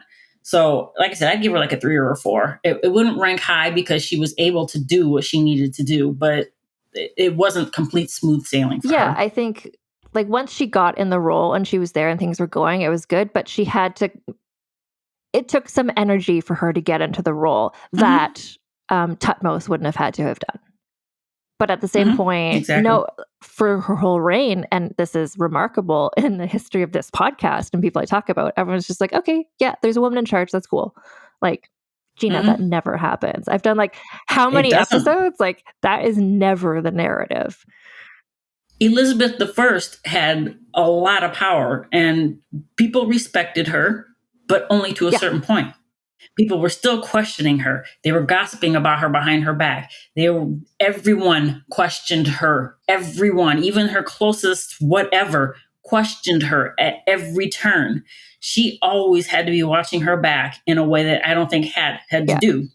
And so even though she had power, she was long reigning, she was this, she was that, she still fell under that sexism, major sexism, stunting her from really truly being able to be as great as she probably could have been. Plus she seemed paranoid, but who wouldn't be in her position? People were trying to kill her. They were. Yeah, no, but that reminds me of, so just comparing Hat with someone like Elizabeth. So, and again, looking back at like the way that sexuality was so different in Hat's era versus other eras. But what Karakuni suggests, and again, it's like not everything is written down because like, why would you write down everything? There's not that many papyrus scrolls. You can't write a diary. But it was saying like, it's not unlikely that Hat probably had lovers her whole life. Oh, because she couldn't marry again because her whole thing was she's the god's wife. Like she was married to Thutmose II and like she couldn't, but it's like because sexuality was so much more in the open and so much more, it wasn't hidden. Like she probably could have had lovers and no one gave a shit really because people just had sex and that's what the society was like versus Elizabeth I who had to be like, I'm a virgin, like don't worry about me. No lovers in my life. Like she had, people were always being like, oh, I think I saw her with whoever, but Hat could just be like, yeah, just fuck around. Like she was. Yep. And another thing Kara brought up was there was a possibility that Hat had more children, but because they were of no significance, there's no record of them. If they survived, they could have been, they could have died in infancy or whatever, but I it's hard for me to believe, number one, she didn't have lovers, and number two, that she didn't have more children. That doesn't seem realistic to me. But because it played no major role in what she was doing for overall Egypt, no one gave a damn. Exactly. Versus Elizabeth, where people are like obsessed with like checking her sheets. Like, did she have her period? Is she sleeping with anyone? Versus Hat is just kind of like whatever. But also, I do want to say, and this was in the book too, like they did have birth control then, which is again, people are debating that today. And it's like, okay, 6,000 years ago, 10,000 years ago, this like. They knew how to prevent or terminate pregnancy. They did. They had a really good understanding of herbs back then. Yeah. So if we give Hat like a 4 for sexism, then where she winds up is with a 29 is her score. And just so you know where that leaves her in the pantheon of other people you and I have talked about. When we did our reassessment of Cleopatra, she got a 28. So Hat, 29. But that's because she ranked so high in a couple of places that Cleopatra just couldn't. Exactly. I mean, her hat, I don't know. I like that they're close to each other, but I appreciate that Hat is higher up. I'm trying to remember where Nefertiti is. Let me look. Nefertiti, 31.5. Because that was one scheming ass woman. I'm sorry. She just, no one convinced me that she wasn't. But she had her reasons for doing it. It was a lot of personal, I think. But it was also just because she wanted to see her husband elevated as high as he could possibly get. And who could be elevated more than the sun god reincarnated? I mean, to them, that was as high as you could get. I like that the three of them are all really, it's like 28, 29, 31.5. Like the three of them are, and I think they are all equally interesting. Just like some of them have higher or lower in different places. Like Hat had much less sexism than the other two did. Mm-hmm. I think Nefertiti had more scandal because of the whole changing the religion of all of society angle. But yeah, this is like the Gina Berry corner of my scoring matrix. It's just like, this is where, ancient Egypt / Gina Berry. And it's funny. I read a couple of scholarly papers on Hat, and I read one, and it was written by a European male, but he had a point, and he said that after what happened with her, and just because it's not recorded, the people thought that it was scandalous of what she did, doesn't mean that they didn't think it. But after what happened with her, when Akhenaten came and tried to upend how everything was going in Egypt, they thought back to her, and they were like, even though it turned out good, it could have turned out really bad. So she wasn't trying to upend the religious part of it, which is the major part of their overall society, but she was still trying to upend a woman being king, a woman being in charge. He came along and tried to shift in general how things were going within Egypt. And they were like, no, just because it worked out for her, it's not going to work out for him. We can't support this. We need to learn from our past experience. And that's one thing that I like about them is they tended to learn from either their successes or their mistakes. They tended to learn. And I'm not saying what Akhenaten did was right or wrong. It was just what he did. It was what he felt led to do. But they weren't going to just go along with it and be like, okay, well, it worked out for her, so let's just assume it's going to work for him. They were realistic about it. And like I said, she wasn't trying to change the religion. He was. And religion was the basis of everything for them. So if you change the basis of life in general, it's to them, that's not going to work. But they had her to look at to say, okay, we got to learn from our past. And I think that's probably why the people kind of revolted against him as quickly as they did, because they weren't willing to go along with, okay, this is going to work out. He knows what he's doing. She knew what she was doing. Akhenaten was just vibes. He was just like vibes. He didn't have a plan. He was just like, here's what we're doing. Hat was like, here's my like 10-point PowerPoint presentation of like how everything is going to work. I've thought about everything. Like she had it figured out. But another major difference in them, in spite of the fact that male, female, she was raised to be in charge. He was not expected to take over the throne. His older brother was, who was named Thutmose. So he was not raised to be Pharaoh. So just like I said with William and Harry, William had a completely different upbringing than Harry did. Akhenaten, who was Amenhotep IV before he changed his name, he was not raised to be king. Therefore, he was all vibes because he was allowed to be as he was growing up. She was all business. That's how she was raised. That's how she functioned. So that's why it worked for her. And it didn't work for him because vibes don't work with religion. No. And that's the thing. I think we really detailed it well, just how she was so savvy. She knew just who, like, she could, like an Akhenaten is a good example of someone who's just kind of like, well, this is a religion and I'm God incarnate and here's what we're going to do. It's like, people aren't going to follow you if you do that. It's like, you need to understand people. You need to know, like, this guy, what's his wife's name? Like, what's the name of his dog? Like, let's be nice about it. Like, oh, let's build him a temple. You know, like, you have to, and she was always on. And this is part of why I told you I like ordered a hat necklace. I was just like to honor her. Like, because it's so rare to me. And again, I've done so many episodes to find a woman who just like was allowed to thrive and to show how good she was, because she didn't have to spend all of her time fighting off, or, you know, she wasn't just the regent. She wasn't just there for the guy. Like, she was able to be like, actually, I'm in charge and I'm going to be amazing and I'm going to do well. Just so many of these stories end with like, and then she was executed, or like, and then or she just drops for the annals of history. Yeah, exactly. It's just like, where did she go? And Hat, it's like, no, we know exactly what happened. We know she had all these successes. It's for sure on my bucket list to go to that temple and see all those engravings of her and all of her great successes, you know, like, I'll have to try to become a citizen for like 6 months, because that's how long it'll take me to get through all of it. If I get to Egypt, well, I'm sure you even more, but I'm just like, no, I need to see everything like in detail, like, and then go back to it again the next day. Yeah. Okay. Oh, I missed that. Okay. Yeah. Yeah. No, it's I love that so much of this culture is still able to be seen and appreciated in Egypt. You know, a lot of it was taken and put in museums other places, but like, you can't move a building.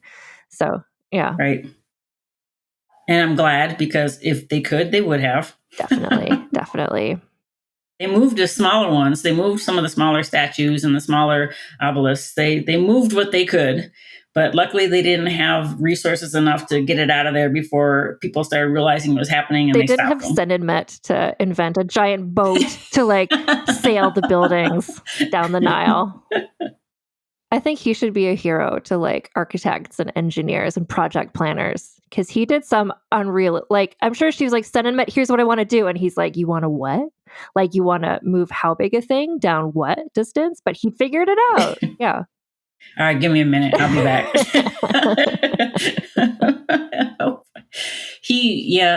And that's the thing. You hear about the Abu Simbel and all of that type of stuff of, yes, those are massive feats of architecture, but he just doesn't get his proper due. He really doesn't. And I think it's just because he did all that under a woman. Had he done all that for a man, that would be the name that you would know. It just would be. So even though he benefited from her, it also cost him a spot in history. Unfortunately, I appreciate their partnership. I think it was really, there was so much of Hat's success was because of her hard work and her skill and her natural ability, but also just, she was lucky in the fact that he was around. Like, I don't know if anyone else could have designed a boat big enough to do all these things that she was asking him to do, or could have designed an obelisk that big. And she was lucky that the Nile was good. And she was lucky that the mentors she had. But then ultimately, like, luck only takes you so far. Like, she did that. Yep. Yeah. And she was also lucky that the people that, whether she paid them off or not, but just she was lucky in the fact that people around her were willing to go along with it, because, you know, sometimes people don't have a price, you know, and so she was lucky enough to where either she was able to meet their price or they just didn't care. They just supported her because they supported her, because that's not a guarantee. You know, you have how many people that get paid off to do whatever, yet they still find a way to turn on you later on. And they didn't do that to her. So she had a lot of luck. I would say luck was probably about 20%. 80% was just her being a badass. I love her. All week I've just been like, Gina, I can't wait to just talk about how amazing Hat is for like 3 hours, which is what we just did. Yes, we did. You know what? Not as long as some of our other talks.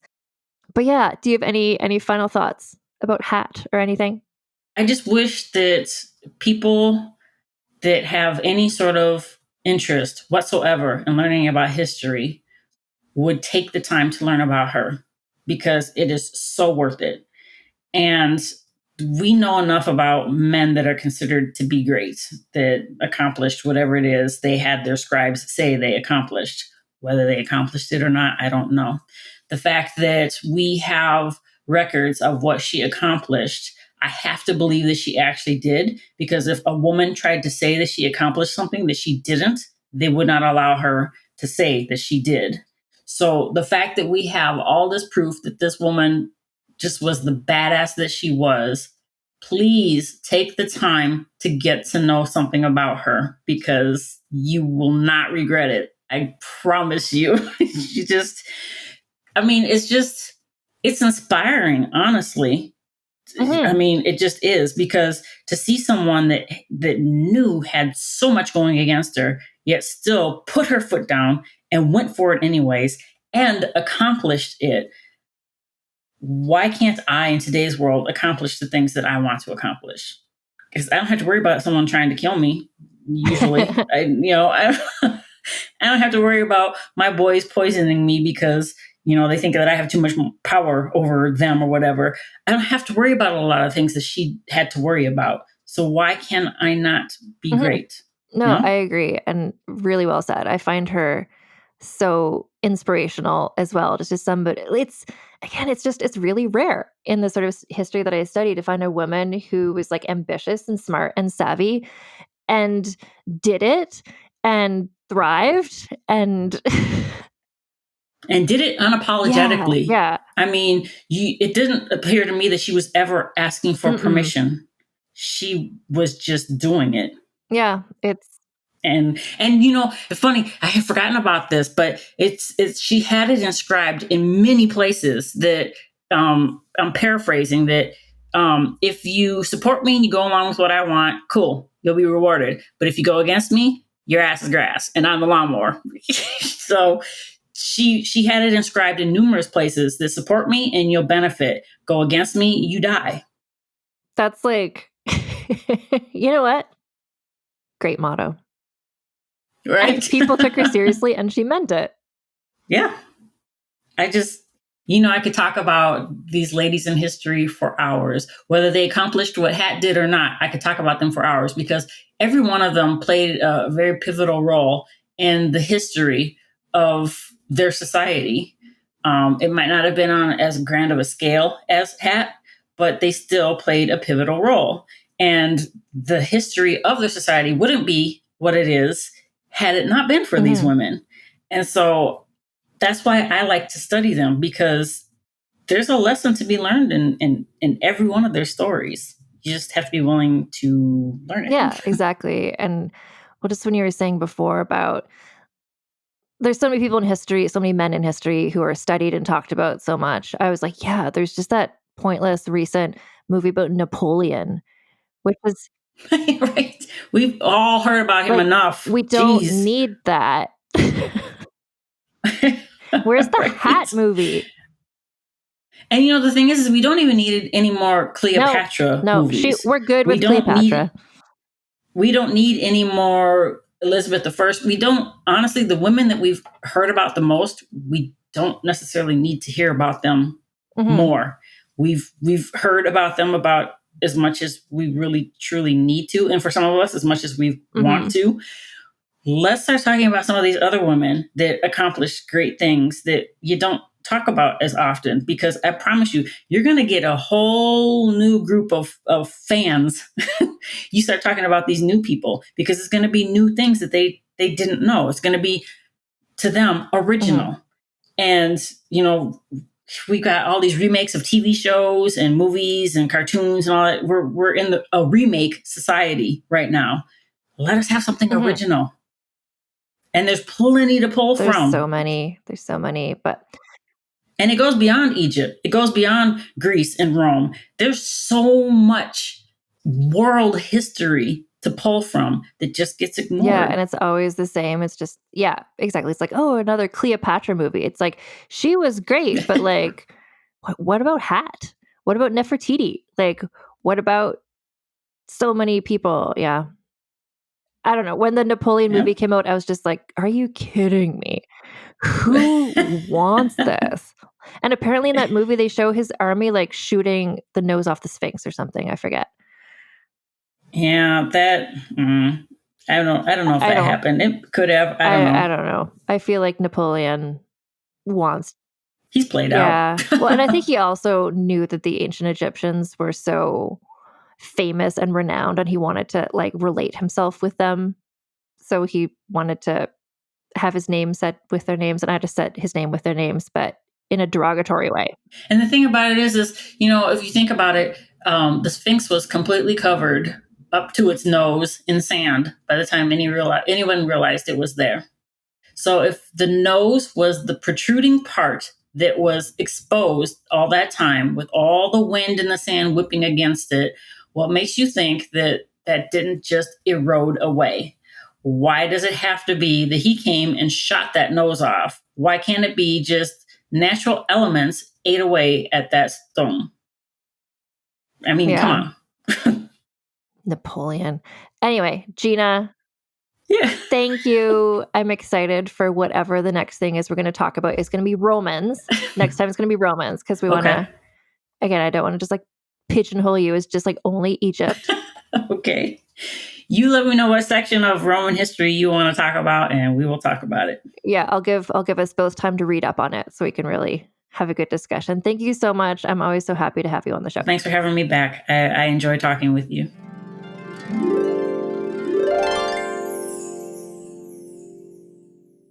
And so, having survived that episode, congratulations to all of you. I could never take out any part of that. Every single word was necessary to discuss this iconic person.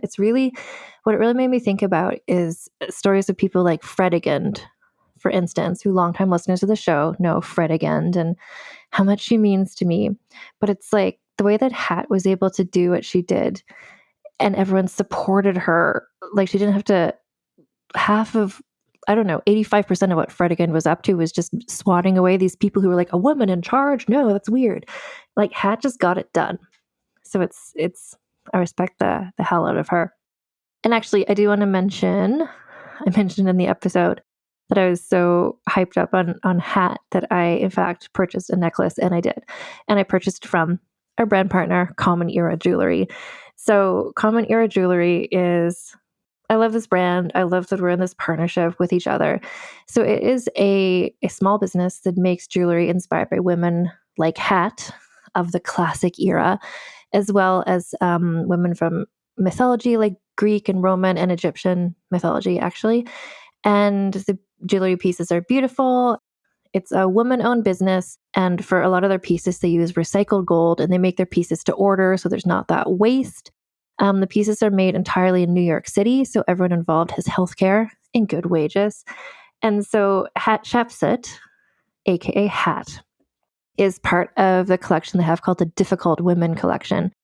And that's like honestly the overlap between the people in the Difficult Women Collection and people we've talked about on this podcast is substantive. There's you can get pieces inspired by Boudica, Cleopatra, Agrippina, as well as Anne Boleyn, as well as mythological people like Medusa, Aphrodite, Sappho is there. And yeah, I was just excited. Like I was already working this. Gina and I have been planning to do this episode for quite a while. By the time I started my brand partnership with Common Era Jewelry, and I was so excited that Hat was one of the people there. And then as I was researching Hat, I was just like, I worship this woman. I love Hat so much. I need to get the necklace. And so I did. Anyway, if you are also similarly moved that you need to pay tribute to Hat or anyone else via jewelry, please know you can get 15% off all items from Common Era by going to commonera.com/vulgar or using code vulgar at checkout. That's commonera.com/vulgar and 15% off using code vulgar at checkout. If you want to get Vulgar History specific merchandise, you can get that at vulgarhistory.com/store, which takes you to our TeePublic store. And that's the best shipping for people in the US. If you live not in the US, you can get merch at vulgarhistory.redbubble.com. And the shipping there is a bit more reasonable for non-US people. And you can also follow me / this podcast. I'm kind of starting Vulgar History. It's a brand, and I'm really diversifying the portfolio of what Vulgar History is. And part of what I'm doing is I have a Substack newsletter now. So it's called Vulgar History a la carte. And at the moment, I'm going through I'm revisiting some pieces I'd written before about people I haven't talked about on the podcast. I'm doing a series called Tudor, I Hardly Knew Her, about the wives of King Henry VIII. And I think after that, I'm going to stick in the Tudor era, talking about some other people that I haven't talked about on podcasts, but who I have researched before, like Margaret Beaufort, for instance. Anyway, you can follow me there. It's free, and I'm hoping there'll be some overlap between the newsletter and the podcast, but really they're quite independent right now. It's not like here's the podcast and here's a newsletter about the same person. It's complementary of each other. So it's vulgarhistory.substack.com. But anyway, you can go there and follow me there. If you want to support the podcast, or if you just want to listen to the podcast without ads, you can support the podcast on Patreon, where we are at patreon.com/AnnFosterWriter. So for $1 or more per month, you get a membership on the Patreon. And then when you pledge $1 or more a month, you get early ad-free access to all episodes. So early access to the upcoming episodes, ad-free access to upcoming episodes, as well as past ones. And you can listen to those once you join the Patreon. There's instructions there. You can stream them wherever you usually listen to your podcasts, on Spotify or Apple Podcasts or Google Play or whatever. So you're able to just listen to it as per usual and just support the show in a different way. If you pledge $5 or more a month on the Patreon, you get bonus episodes. So that's where we do episodes of Vulgar Piece Theater, which is where, if you like a 3-hour episode, Vulgar Piece Theater episodes tend to be 2.5 to 3 hours long, which is where myself and friends of the show, Lana Wood Johnson and Allison Epstein, talk about costume dramas, and we each take turns choosing them, which is why you got a real variety of things. Like Lana chose the movie Tombstone. Allison chose the musical Newsies. I chose the very gory French erotic film Queen Margot. And we just talk about them and we have a nice time. So you can hear all of those with the $5 a month per more subscription on Patreon.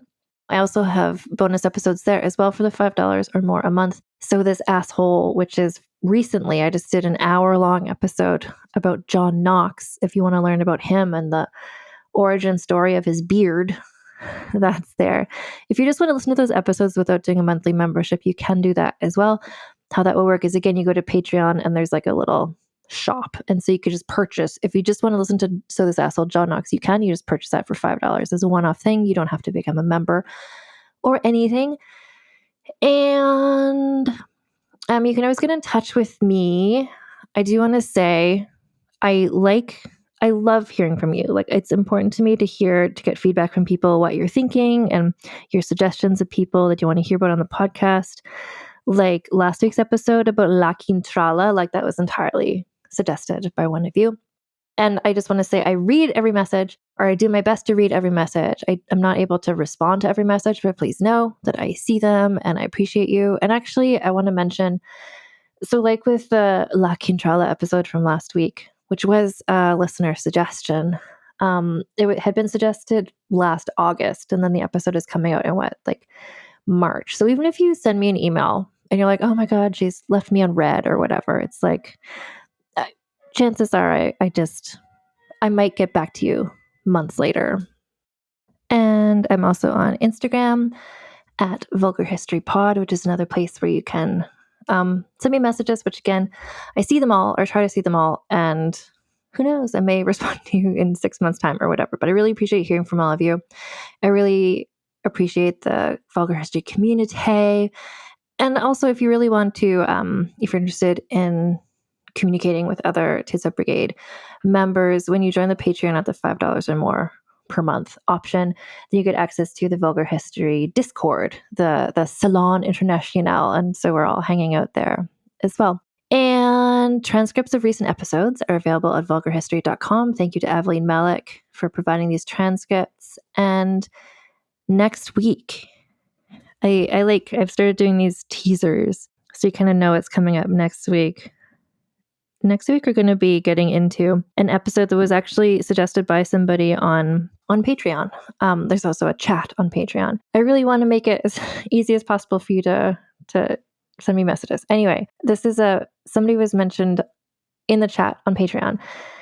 And I was like, oh, you know what, that is a good idea. Maybe I should look into that. And then I found the most amazing guest to talk about it. And what I'm going to say about next week's episode is it does take place in the Western Hemisphere, in the Americas, Turtle Island. And it's really going to be laying some track. It's going to be the stuff we're talking about next week and the week after as well, actually are really going to help line everything up. So when we start season 7, the topic of which I will be announcing very soon, we'll all already have some kind of background, so we'll know where we're going with season 7. Anyway, that's all I can say about next week's episode. Until next week, keep your pants on and your tits out. Vulgar History is hosted, written, and researched by Anne Foster and edited by Christina Lumagi.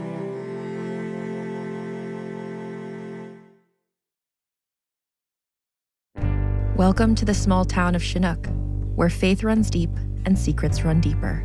In this new thriller, religion and crime collide when a gruesome murder rocks the isolated Montana community.